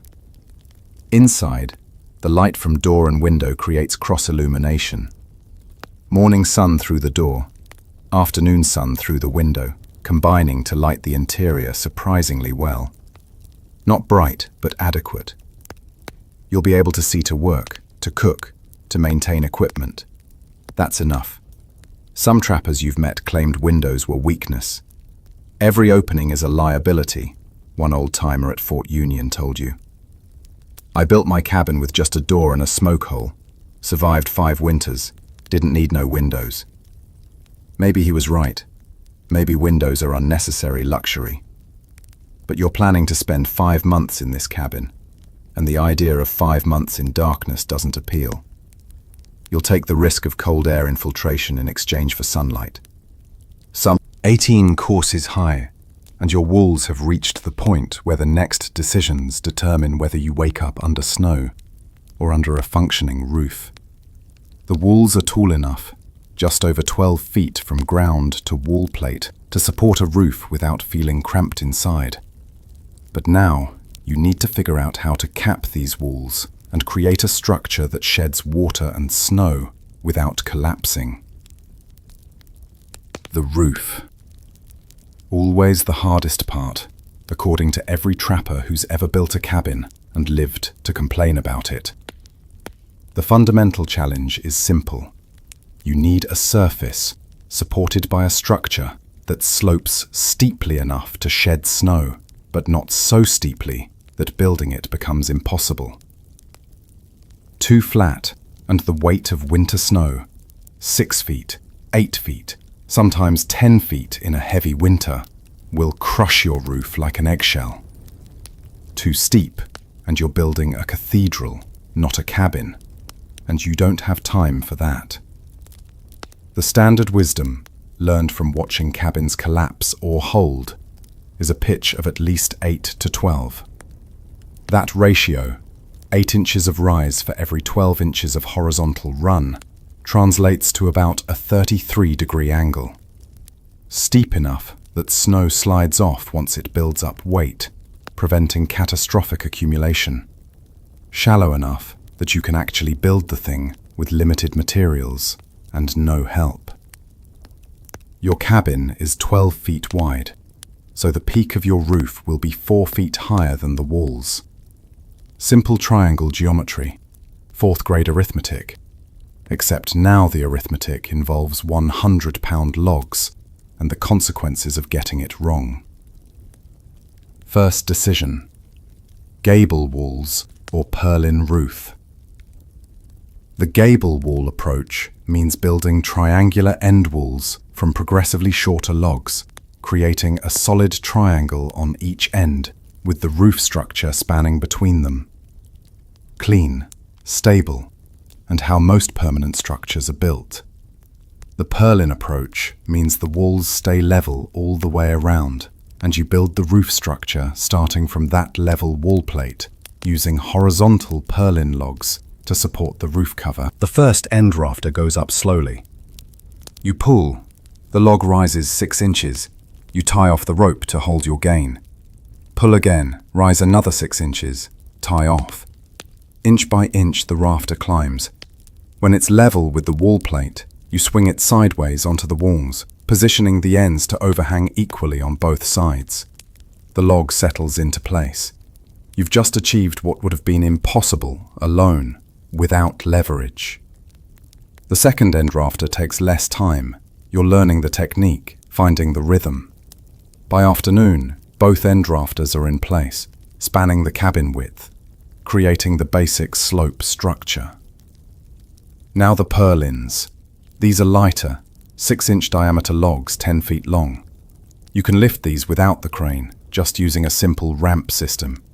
One by one, you lever them up to roof level and position them between the end rafters. The notching here is simple. Shallow saddle notches in the end rafters receive the purlin ends, preventing them from rolling, but not requiring perfect precision. 5 purlins installed, and your roof structure is complete. 6 logs total, 2 end rafters, 5 purlins, creating a framework that spans your cabin and slopes at about a 30-degree angle. It looks remarkably sturdy, considering how little material went into it. But it's just a skeleton. You can see through it. Rain would fall straight through the gaps between purlins. You need roof covering, something that actually sheds water and blocks snow. The debate about roof pitch has killed men, indirectly. Too shallow and their roofs collapsed under snow weight in January, burying them while they slept. Historians still argue about what the correct pitch was for Rocky Mountain cabins, but the historical evidence is simple. Cabins with steep roofs survived winters. Cabins with shallow roofs collapsed. The survivors learned from the dead. Your 30-degree slope is steeper than minimal, but not excessive. Should be sufficient. Probably, assuming you don't get an exceptionally heavy snow year. Which you might, because this is the Rockies, and the weather does whatever it wants, regardless of your assumptions. But you can't build for worst-case scenarios. You can only build for probably adequate scenarios, and hope probability is on your side. The roof structure stands. Tomorrow you start covering it. For tonight, you sit inside your walls, looking up through the purlin framework at the stars, and marvel at the fact that you've built something that looks like a cabin, not finished, but recognizable. your walls and roof structure, created from forest that existed here before you arrived, using tools carried on your back, powered by nothing but your own labor and stubbornness. It's not beautiful, but it's functional. And functional might just keep you alive. You're going with purlins. Gable walls require another 20 logs cut to decreasing lengths. More notching, more lifting. You don't have time. The purlin system works like this. You lay 2 logs across the narrow width of your cabin, spanning the 12-foot gap from north wall to south wall. These are your end rafters.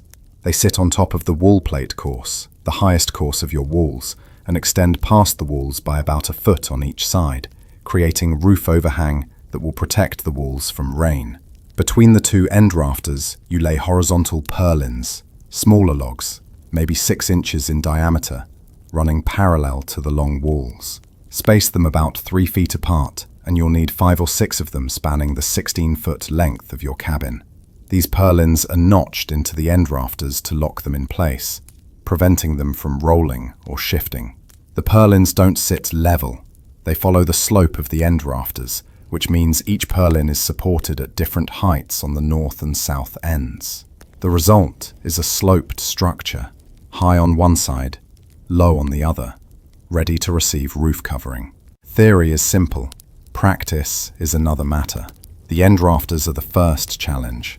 These logs need to span 12 feet and support weight, which means they need to be thick, at least 8 inches in diameter. But 8-inch logs, 12 feet long, weigh 300 pounds or more, and you need to lift them to the top of your walls, which are now 9 feet off the ground, and position them precisely.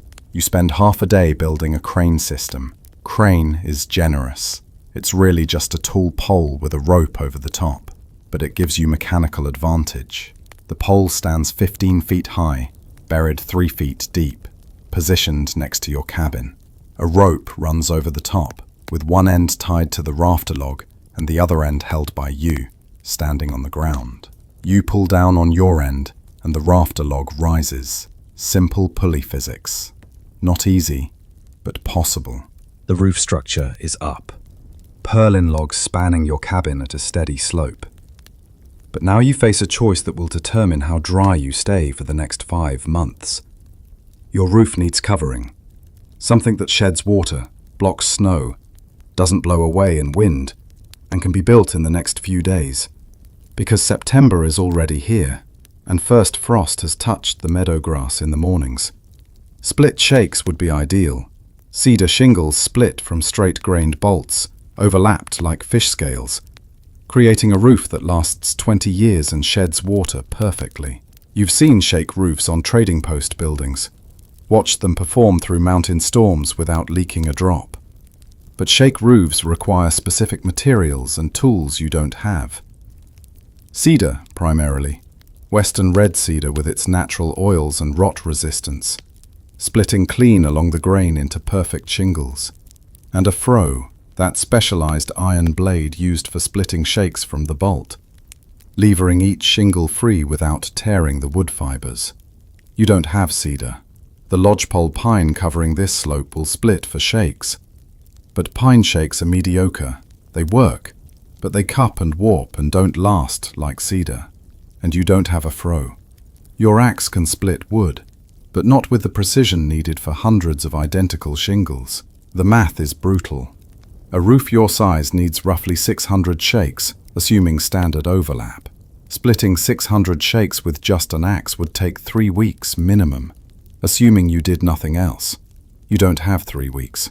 You have maybe 10 days before serious cold arrives. So, bark roofing. The fast option. The good enough option. The "this isn't your forever cabin" option. Western red cedar bark would still be ideal, thick, fibrous, naturally water resistant, but the cedars grow lower, in different drainage systems, and finding them means days of searching. The lodgepole bark is what you've got. It's thin, flaky, not ideal, but the aspen groves a quarter-mile upslope.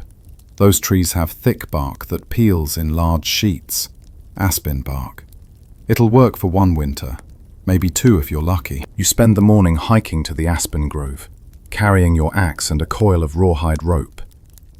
Aspen trees in late summer are still actively growing, which means the cambium layer beneath the bark is slippery with sap, which means the bark will peel fairly easily if you do it right. You select a mature aspen, foot-thick trunk, healthy canopy, bark showing the characteristic white-grey color with dark knots. This tree will give you maybe 20 square feet of usable bark, which means you need about 5 trees to cover your roof. You're not killing these trees.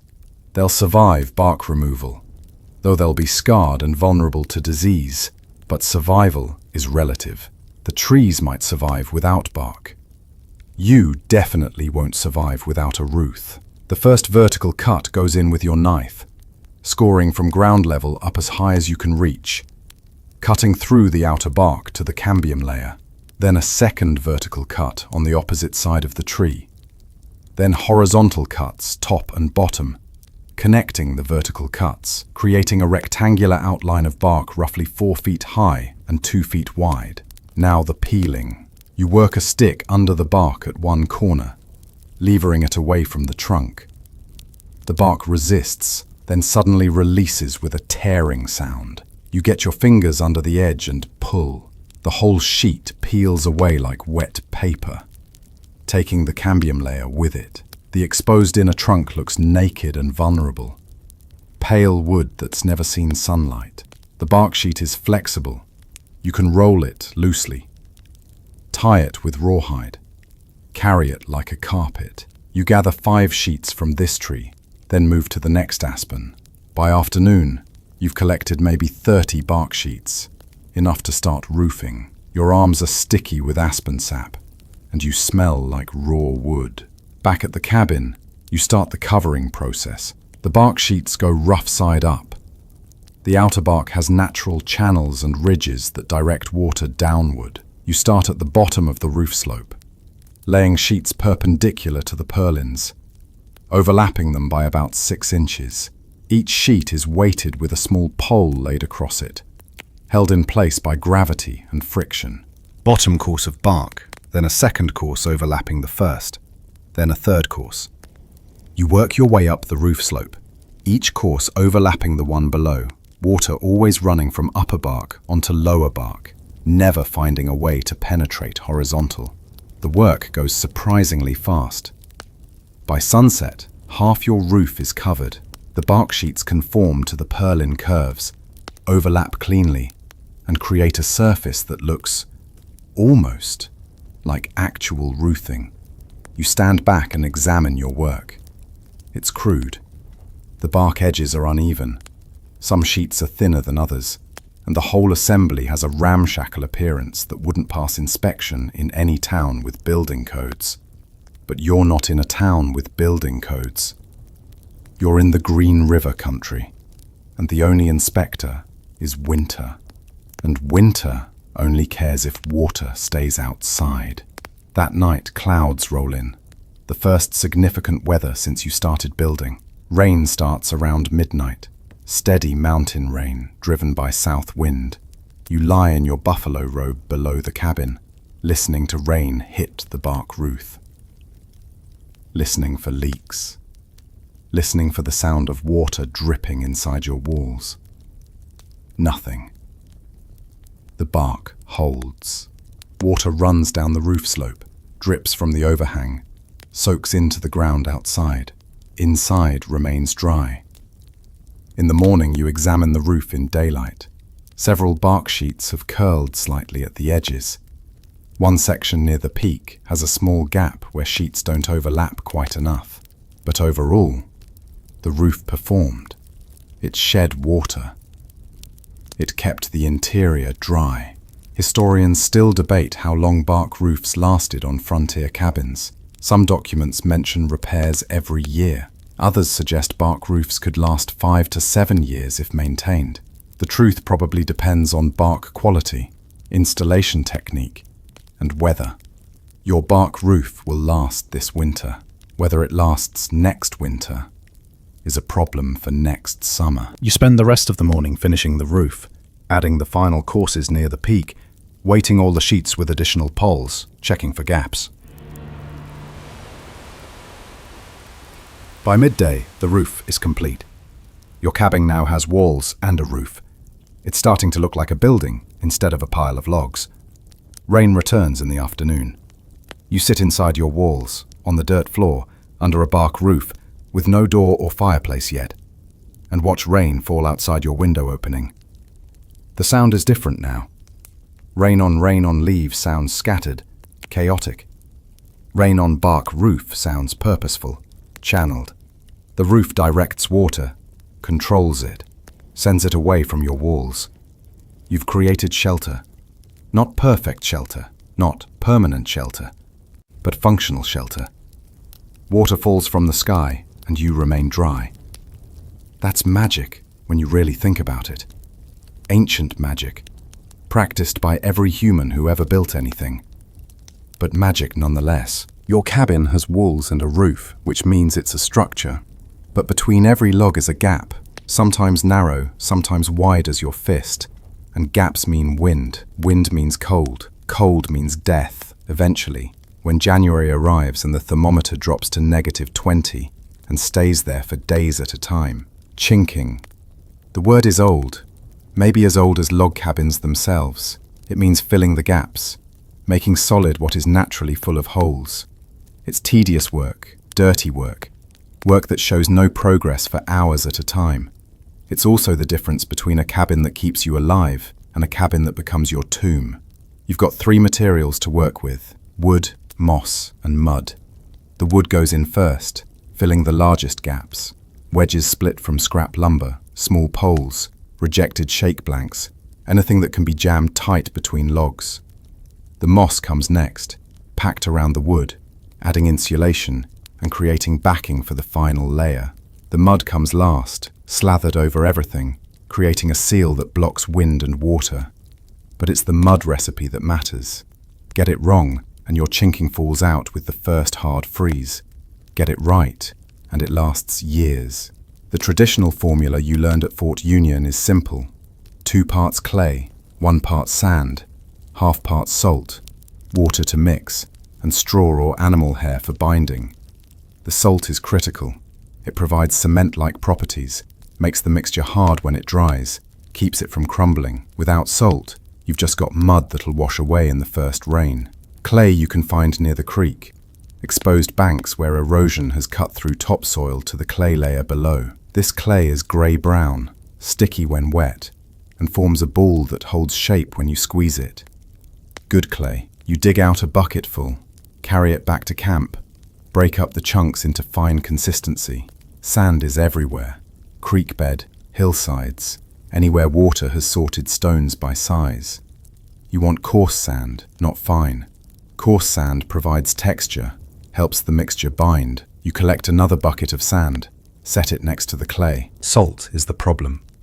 You've got maybe 3 pounds of granulated salt, traded for beaver pelts at last summer's rendezvous. Salt is expensive in the mountains. It has to be hauled from St. Louis or harvested from salt springs, and either way, it costs. But you need it for the chinking, so you measure out a pound, trying not to think about how that's a pound you won't be using to preserve meat or season food. Hair comes from an elk you killed 2 weeks ago. You've been saving the hide for winter clothing, scraping it clean, and the scrapings included plenty of hair. Elk hair is hollow, which makes it an excellent insulator, even when mixed into mud. You gather a handful, maybe a 1/4 pound, and chop it into short pieces with your knife. The mixing happens in a shallow depression you've dug near the cabin. Clay, sand, salt, hair, all dumped together in the appropriate ratios. Then water, added slowly while you mix with a stick. The consistency needs to be like thick porridge, not runny, not crumbly, but somewhere in between. It should stick together when you form a ball, but not drip from your hands. Testing the mix is critical. You form a ball, set it aside to dry for an hour. A good mix will dry hard, crack minimal, and hold together when you try to break it. Too much water and it'll crack extensively. Too little, and it won't bind. You've got one chance to get this right, because once you've used your pound of salt, you don't have more. The test bowl dries well. Minimal cracking, hard surface, good cohesion. The mix is right. Now the work starts. And by work, you mean several days of smearing mud into gaps while crouched in uncomfortable positions, with your hands getting progressively more raw from the clay's alkaline bite. You start at ground level on the south wall, working your way around the cabin. The process is methodical. First, identify a gap. Second, stuff wood wedges into the largest openings, packing them tight with moss. Third, pack more moss around the wood, compressing it, creating a backing layer. Fourth, take a handful of mud mixture and press it into the gap, forcing it deep into the crevices, smoothing. The mud is cold and gritty. It works under your fingernails, into the cuts on your hands, staining your skin grey. Your hands start to crack from the repeated wetting and drying, the clay sucking moisture from your skin. By the end of day 1, your palms are bleeding in a dozen places, and you're wondering if there's a way to chink a cabin without actually touching the chinking material. There isn't. Day 2. You've completed the south wall, moved to the west wall. The gaps here are smaller, your notching improved as you built, but they still need filling. You work from bottom to top, section by section, packing mud into every visible gap. The mud is starting to dry on the sections you completed yesterday, turning from wet grey to dry grey-brown, shrinking slightly as it loses moisture. Shrinkage creates cracks. You knew this would happen. It's why you'll need to do a second pass in a few days, wetting the cracks and smoothing them closed. Chinking isn't a one-time job. It's an ongoing process, especially in the first year when logs are settling and shrinking as they dry. Day 3. North wall complete. Your hands look like raw meat. The skin is cracked, bleeding in places where the constant moisture and alkalinity have destroyed the natural oils. You wrap them in strips of cloth torn from an old shirt, but the cloth just gets muddy and doesn't help much. Day 4. You finish the east wall and start the second pass on the south wall, filling the cracks that appeared as the first application dried. This second pass uses less material but takes almost as long because you're working more carefully, making sure every crack is sealed. Historians still debate what percentage of a cabin's thermal efficiency comes from the logs versus the chinking. The logs provide mass and insulation, but a cabin with poor chinking is barely better than a lean-to. The gaps between logs can represent 30% or more of the wall surface, and air moving through those gaps carries heat away faster than the logs can retain it. Good chinking might be the difference between burning 3 cords of wood per winter versus 6. Day 5. Final details. You examine every inch of wall, inside and outside, looking for missed gaps, finding them in corners and near the roofline, filling them. The mud is running low. You've used almost the entire batch. You mix a final small amount to top off the supply, but you're conservative with it, knowing you'll need some for repairs after the first freeze-thaw cycle. By evening, the chinking is complete. Every visible gap between logs is filled with the grey-brown mixture. The walls look different now, less like stacked logs, more like solid surfaces. The interior feels different too. With the gaps sealed, sound changes. Wind doesn't whistle through anymore. The space feels contained, insulated, protected. You stand outside in the late afternoon light, examining your work. The chinking isn't beautiful. It's rough, uneven in places, and you can see where your technique improved as you gained experience. The early sections are messier, than the later ones. But it's functional. It seals the gaps. It'll block wind. That's enough. The cabin has walls, a roof, and chinking. It's starting to look like shelter. But shelter isn't survival if you can't stay warm. And staying warm means fire. And fire inside a wooden structure means you need to build it right, or you'll burn to death in the cabin you built to save your life. The fireplace, the hearth, the stone chimney that'll carry smoke through your roof without setting the bark on fire. This is the most dangerous part of the construction. The part where mistakes aren't just inconvenient, they're fatal. You've seen cabins burn. Everyone has. A trapper near Fort Union 3 winters ago built a fireplace with insufficient clearance between hot stones and log walls. The cabin caught fire in February, and he barely escaped with his life. Lost everything: furs, traps, supplies, and nearly his life. Found him at the fort a week later, frostbitten and half-starved, telling anyone who'd listen about the importance of proper hearth construction. You're going to build this right. The fireplace will occupy the west end of your cabin, the wall opposite your door. Centered on that wall, extending about 2 feet into the room, with a chimney rising through the roof. You need stones, hundreds of pounds of stones, ranging from fist-sized rocks to boulders heavy enough that you'll need leverage to move them. The creek provides. You spend an entire day wading in cold water, selecting stones. Flat stones for the hearth floor, round stones for the chimney walls, large stones for the foundation.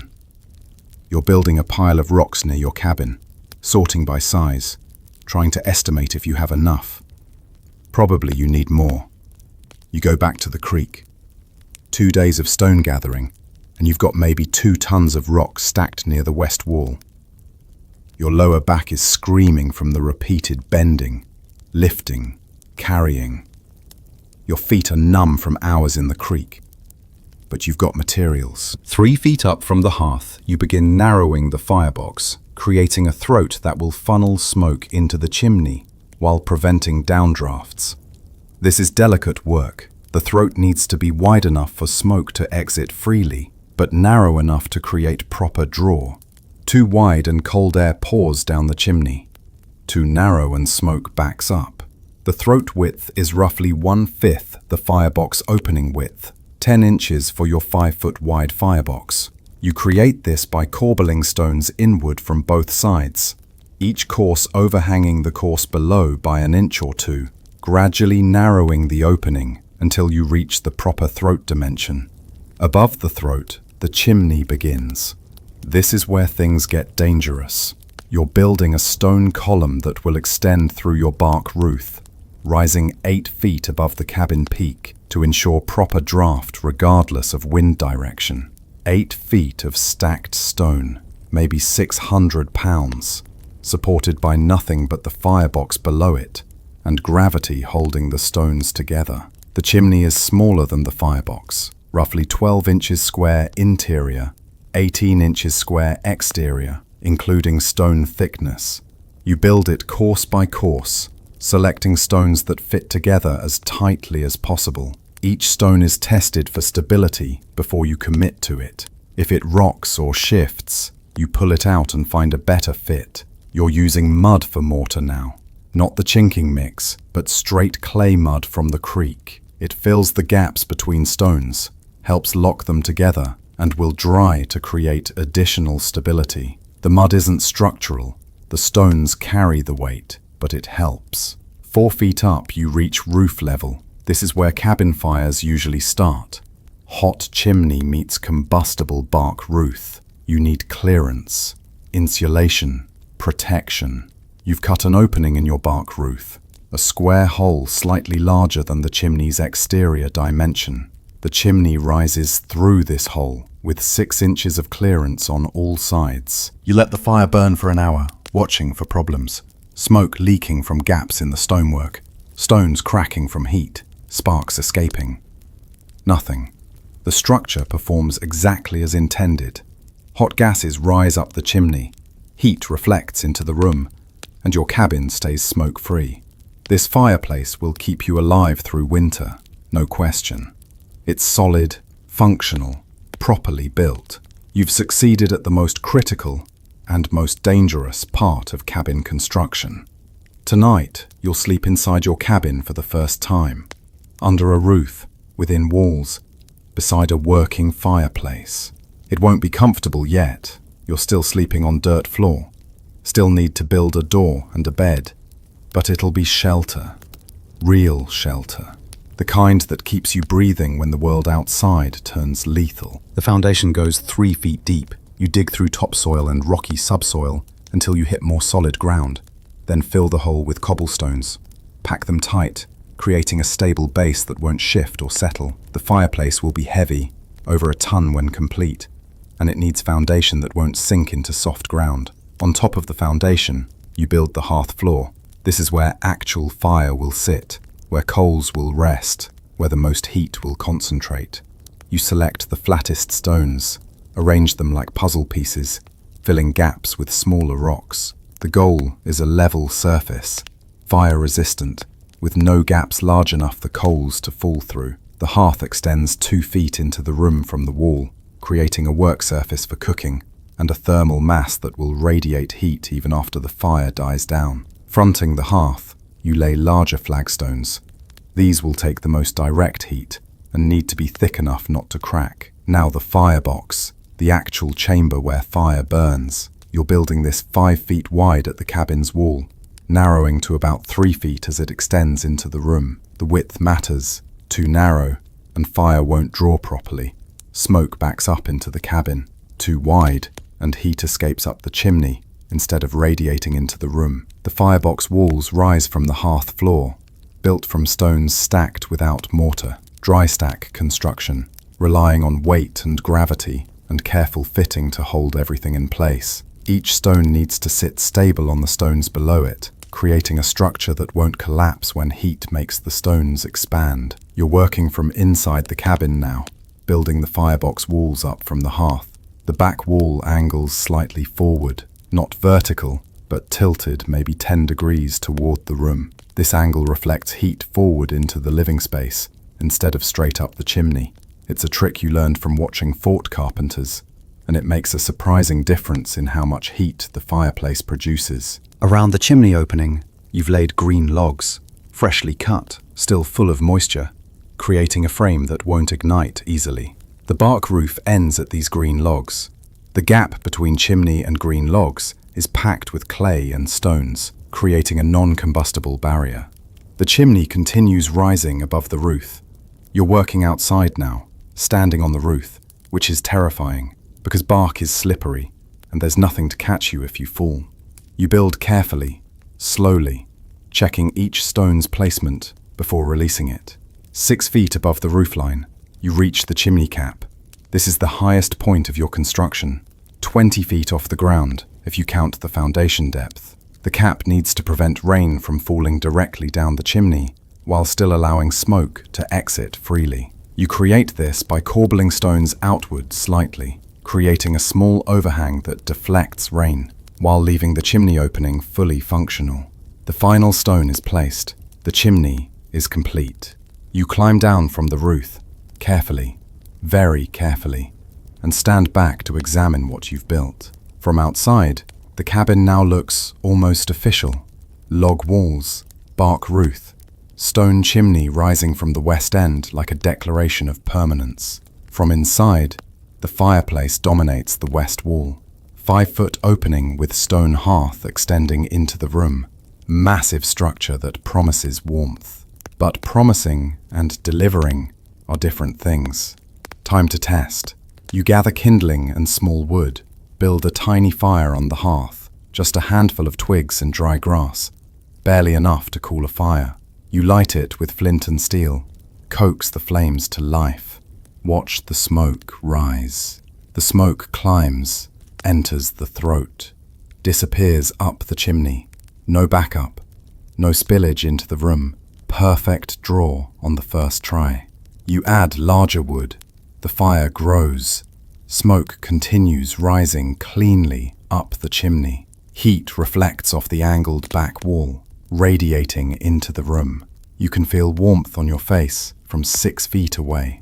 The fireplace works. Your cabin has walls, roof, chinking, and a fireplace. It's functionally complete except for 2 critical pieces. Something to close the door opening and something to cover the window. Right now, you've got rectangular holes in your walls, and holes mean wind and cold, and anything outside that wants to come inside. The door is the priority. You need a barrier, solid, heavy enough not to blow open, light enough that you can actually move it. In St. Louis, doors are made with complex joinery, proper hinges, manufactured latches. You've got none of that. You've got logs, an axe, a knife, and rawhide. That'll have to work. The plan is simple.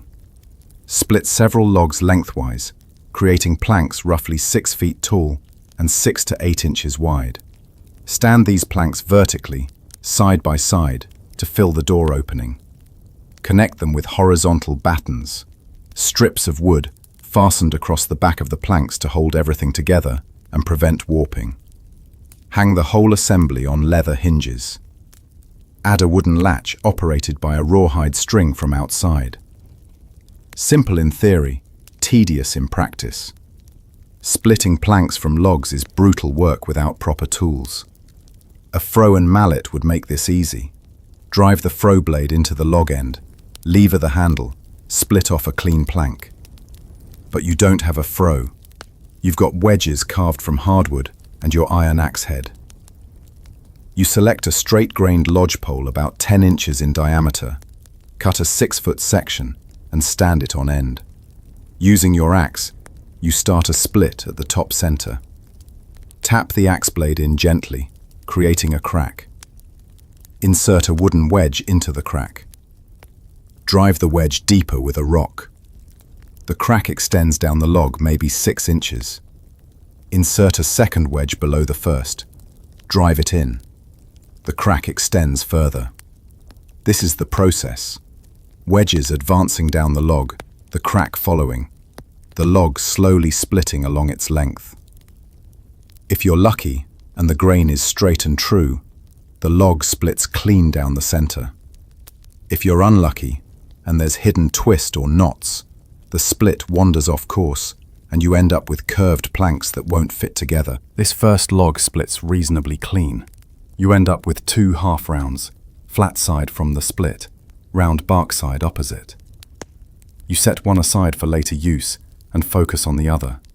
Using your axe, you hew the flat side flatter, removing the worst irregularities, creating a surface smooth enough that planks can sit tight against each other without huge gaps. 1 plank complete. You need maybe 8 or 9 total to span the 3-foot door width, which means splitting and hewing 4 or 5 more logs, which means most of a day spent turning round logs into flat planks. By evening, you've got 9 planks, varying slightly in width from 6 to 9 inches, but all roughly 6 feet tall, all with one reasonably flat side. You arrange them vertically against the door opening, flat sides inward, bark sides outward. They fit. Gaps between planks are narrow, maybe half an inch, but that's acceptable. You can fill gaps later with thin strips of wood, or just accept that some air will leak through. Now the battens. These are simply straight branches, maybe 3 inches in diameter, cut to span the width of the assembled planks. You need 3, 1 near the top, 1 near the bottom, 1 in the middle. These will be fastened to the back of the planks with wooden pegs driven through bored holes. You lay the planks on the ground, flat sides up, arranged as they'll hang in the door opening. Position the 3 battens across them horizontally. Mark where each batten crosses each plank. That's where you'll bore the holes. Boring holes without an auger is possible but frustrating. You use the tip of your knife blade, heated in fire until red hot, to burn through the plank. The wood chars and smokes, and you blow away the char, heat the blade again, burn deeper. Eventually, 20 minutes per hole, You've created a hole roughly 1/2 inch in diameter, going through the plank and partway into the batten. Wooden pegs go in these holes. You carve them from hardwood branches, shaping them to fit tight in the bored holes, driving them through plank and into batten until they're locked solid.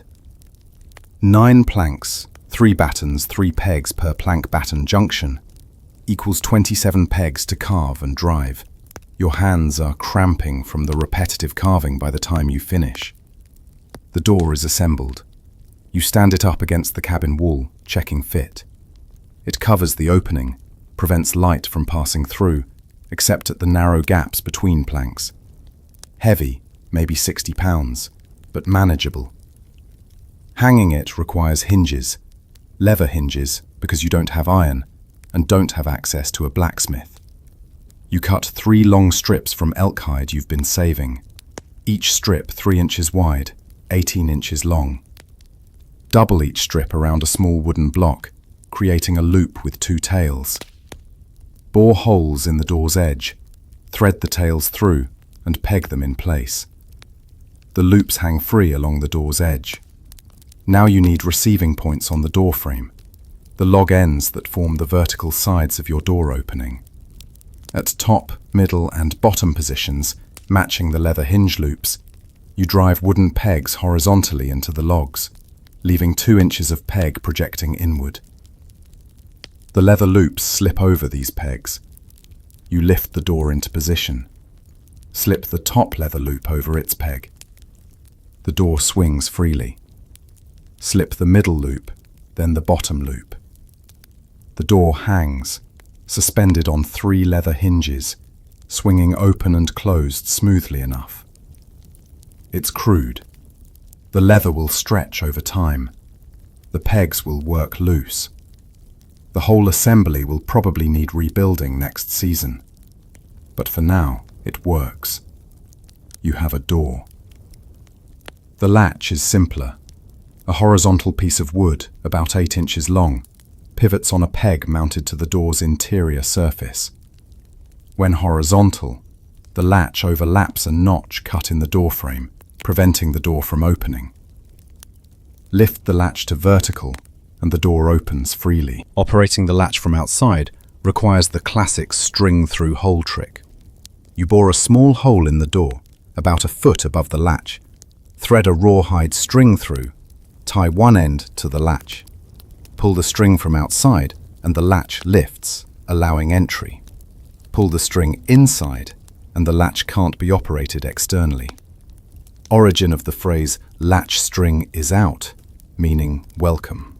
The window is easier. You've prepared an elk hide, scraped thin enough that light passes through translucently. Stretch this over the window opening. Tack it in place with wooden pegs driven into the log ends around the window frame. Add a wooden shutter on the exterior, just a plank slightly larger than the window opening, mounted on leather hinges, able to swing closed for protection or open for light. By nightfall, your cabin is sealed, door hung, window covered. You stand inside in the gathering darkness, looking at what you've built. 4 walls of notched logs, chinked tight against wind. A bark roof sloping overhead. Stone fireplace with working chimney. Door that closes. Window that admits light. It's not finished. Floor is still dirt. Interior is bare. You have no furniture beyond what you'll build in coming days. But it's shelter. Actual, functional shelter. You build a fire in the fireplace. The flames cast dancing shadows on the log walls. Heat fills the space, reflecting off stones, warming the air. Outside, the temperature is dropping toward freezing. Inside, you're warm. You've done it.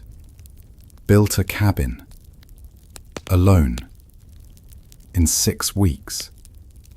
Using nothing but hand tools, forest materials, and determination. Tomorrow you'll start making it livable. Tonight you just sit by the fire and rest. Your cabin has walls, roof, chinking, and a fireplace. It's functionally complete except for two critical pieces. Something to close the door opening and something to cover the window. Right now, you've got rectangular holes in your walls, and holes mean wind and cold, and anything outside that wants to come inside. The door is the priority. You need a barrier, solid, heavy enough not to blow open, light enough that you can actually move it. In St. Louis, doors are made with complex joinery, proper hinges, manufactured latches. You've got none of that. You've got logs, an axe, a knife, and rawhide. That'll have to work. The plan is simple. Split several logs lengthwise, creating planks roughly 6 feet tall and 6 to 8 inches wide. Stand these planks vertically, side by side, to fill the door opening. Connect them with horizontal battens, strips of wood fastened across the back of the planks to hold everything together and prevent warping. Hang the whole assembly on leather hinges. Add a wooden latch operated by a rawhide string from outside. Simple in theory, tedious in practice. Splitting planks from logs is brutal work without proper tools. A froe and mallet would make this easy. Drive the froe blade into the log end, lever the handle, split off a clean plank. But you don't have a froe. You've got wedges carved from hardwood and your iron axe head.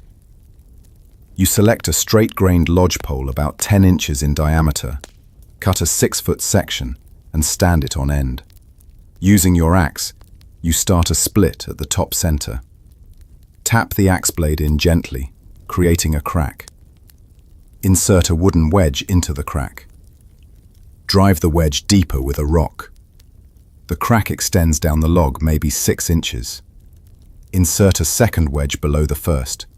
Drive it in. The crack extends further. This is the process. Wedges advancing down the log, the crack following, the log slowly splitting along its length. If you're lucky and the grain is straight and true, the log splits clean down the center. If you're unlucky and there's hidden twist or knots, the split wanders off course and you end up with curved planks that won't fit together. This first log splits reasonably clean.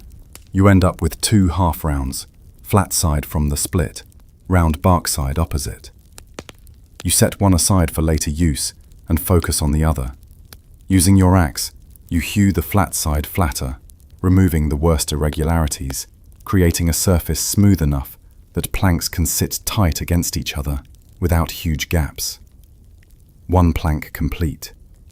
You need maybe 8 or 9 total to span the 3-foot door width, which means splitting and hewing 4 or 5 more logs, which means most of a day spent turning round logs into flat planks.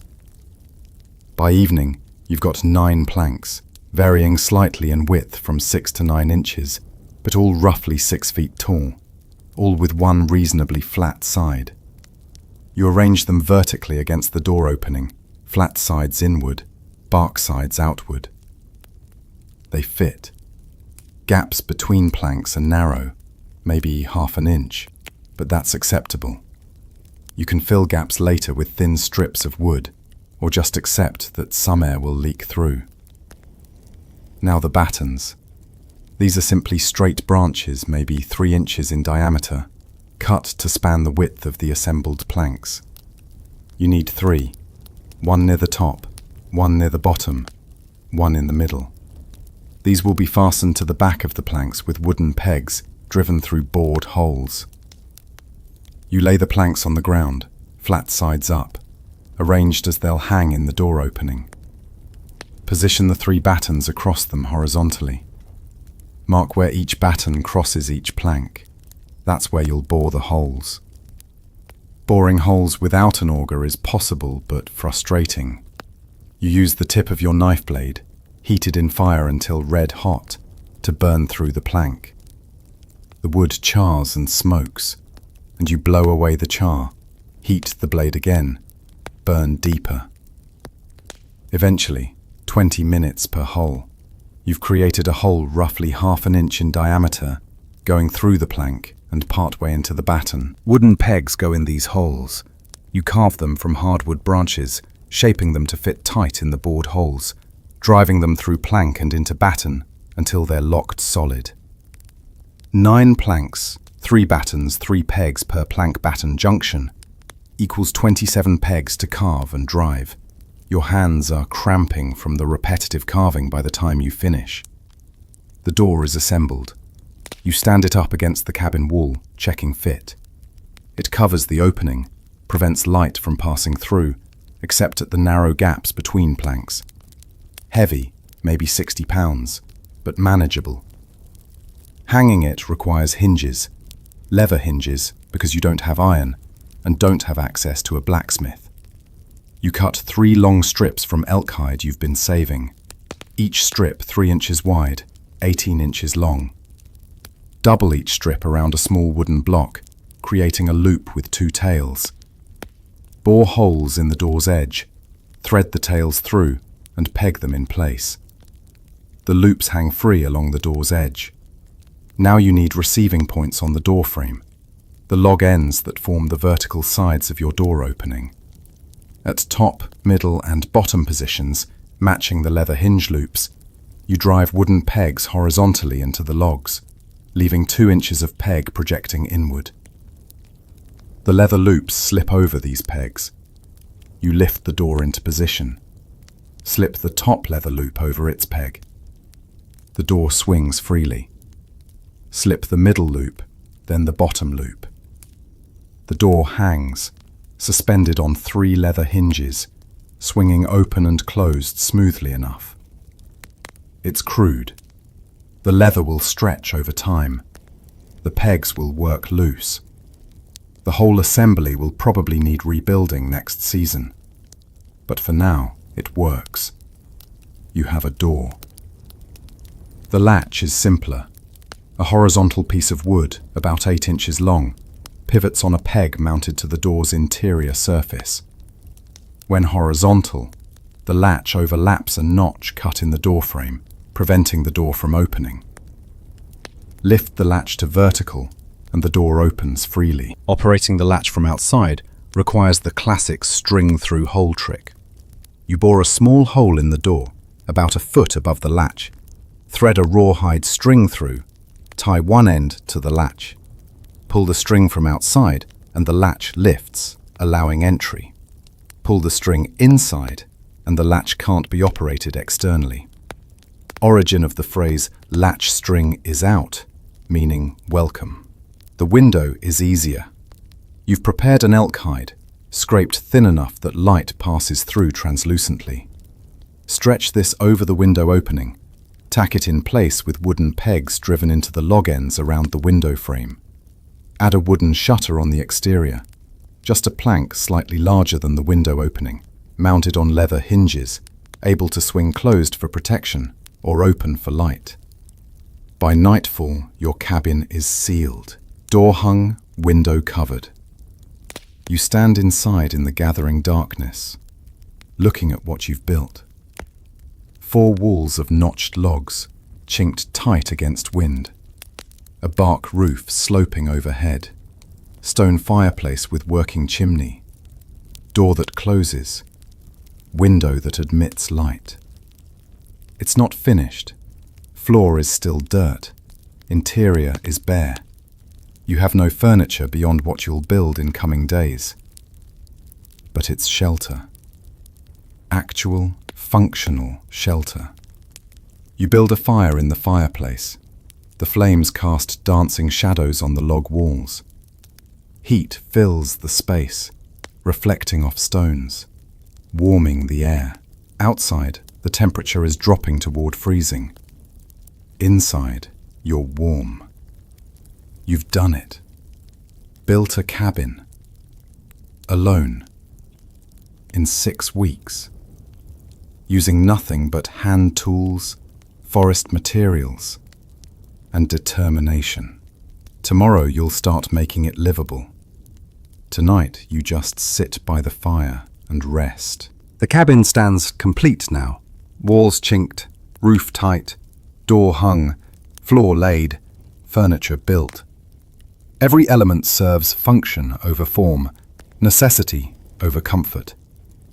It's not the cabin you'd build if you had 6 months and a crew of skilled carpenters. It's the cabin you built in 6 weeks, working alone with hand tools, because winter was coming and shelter isn't negotiable. But completion is relative.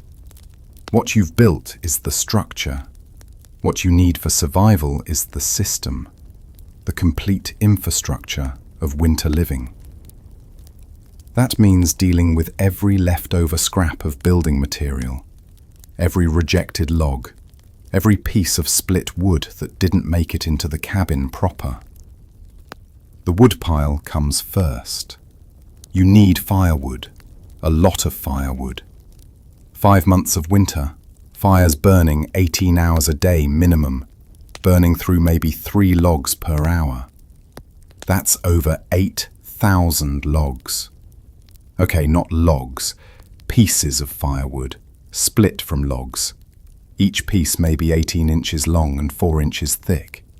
But still, thousands of pieces. You've been collecting rejects as you built, logs that split wrong, sections with too many knots, tops of trees too small for building but perfect for burning. These are stacked near the cabin's east wall, creating a firewood pile maybe 8 feet long, 4 feet high, 3 feet deep. Enough wood to last 2 months maybe, if you're conservative with fire size. Not nearly enough. You spend 3 days cutting more wood. Felling dead standing timber, already dry, burns better than green wood. Limbing them, cutting them to firewood lengths with your saw, splitting them with axe and wedges into pieces that'll fit in your fireplace, stacking them in rows against the cabin wall where they'll stay dry under the roof overhang. By the end of day 3, your woodpile has doubled. Maybe 4 months of fuel, assuming you don't waste it. Still not enough, but you're tired, your shoulders are protesting, and you tell yourself you can cut more wood during winter between trap running trips. You probably won't cut enough. You'll probably run short in February and have to cut wood in snow, in cold, exhausted from trap running. But that's a February problem. Right now, you've got more pressing concerns. The meat cache needs building. You can't store meat inside the cabin. It attracts animals, creates smells, and if it spoils, it poisons your living space. But you need meat accessible during winter when hunting is difficult. The solution is an elevated cache, a platform 8 feet off the ground, built between 2 trees, too high for bears to reach, protected by a simple roof of bark. You select 2 pines growing about 6 feet apart, 20 yards from the cabin. Nail horizontal support poles between them at 8-foot height. Except you don't have nails, so you lash the poles with rawhide. Lay more poles perpendicular across these supports, creating a platform maybe 4 feet square. Top the platform with bark sheets to shed rain. Access is via removable ladder, just a log with branches cut to leave stubs for footholds. Lean it against the cache to climb up. Pull it down when you descend to prevent animals from climbing. The system is crude but effective. You test it by climbing up, standing on the platform, jumping slightly. It holds. You've already got 1 elk, quartered and drying in the autumn sun.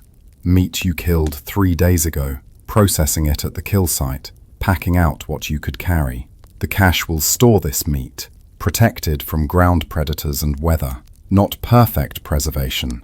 Meat will still freeze in winter, might spoil if winter temperatures swing warm, but better than nothing.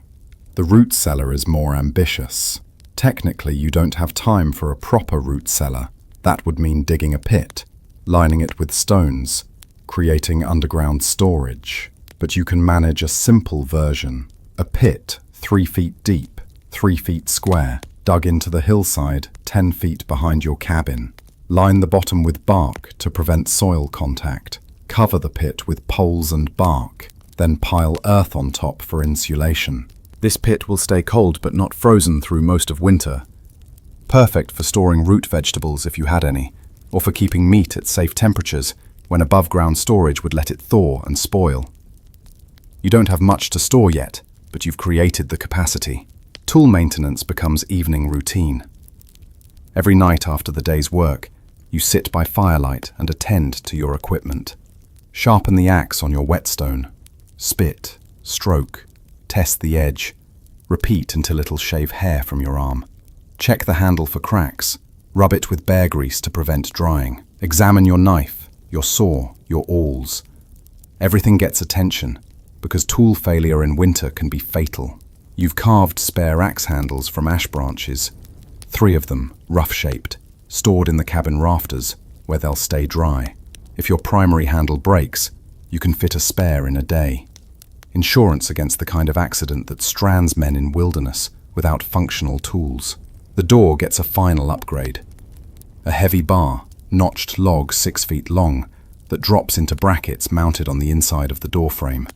When the bar is in place, nothing short of an axe or fire is getting through that door.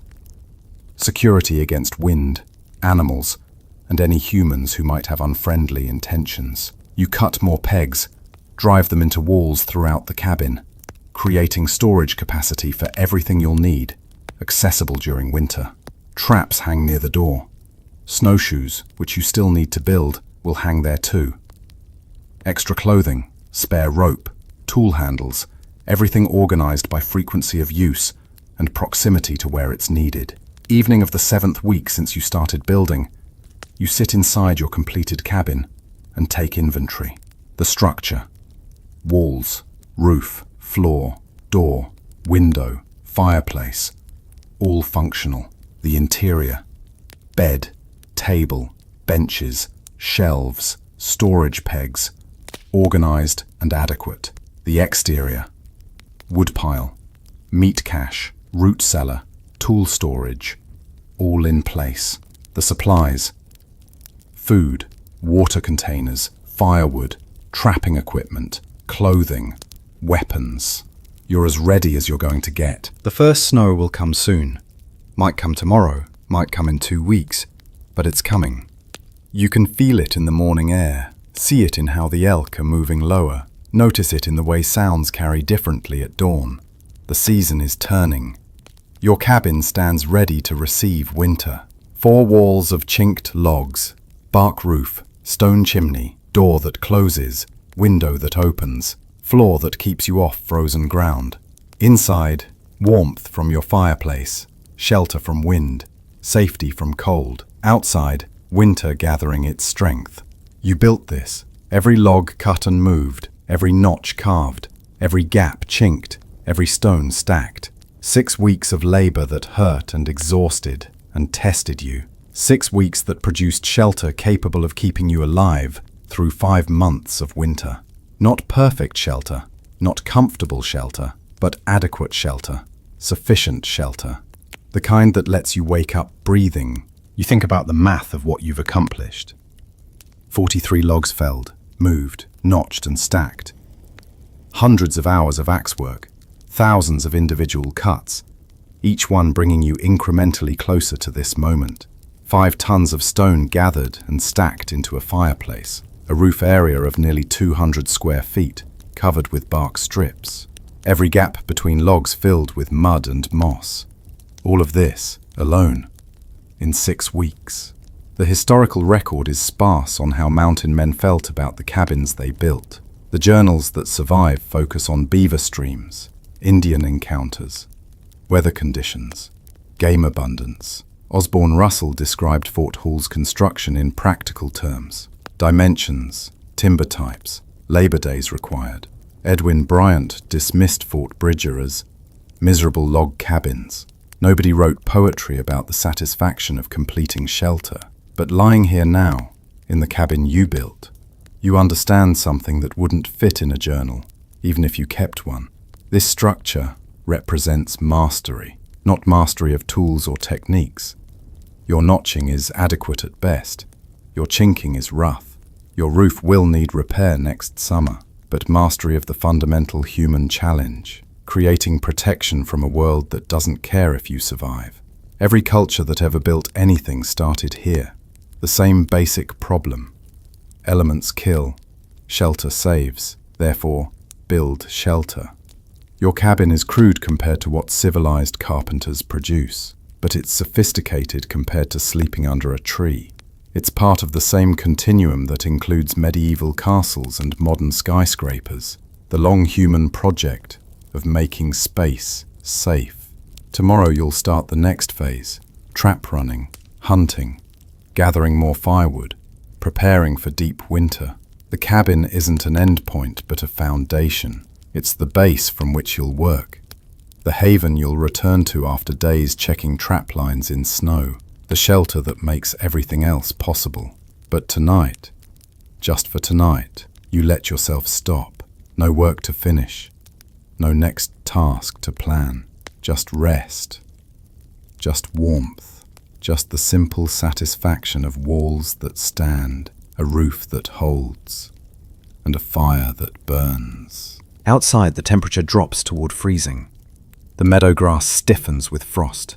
Small animals burrow deep, preparing for winter. The creek's edge begins to ice over.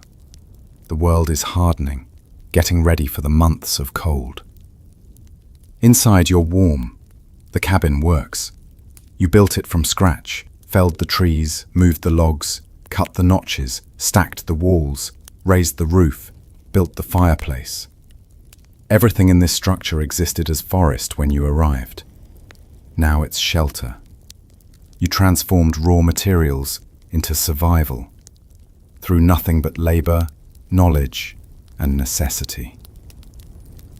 Mountain men across the Rockies are doing the same thing right now, building cabins in remote valleys, racing winter, creating shelter before the first blizzard.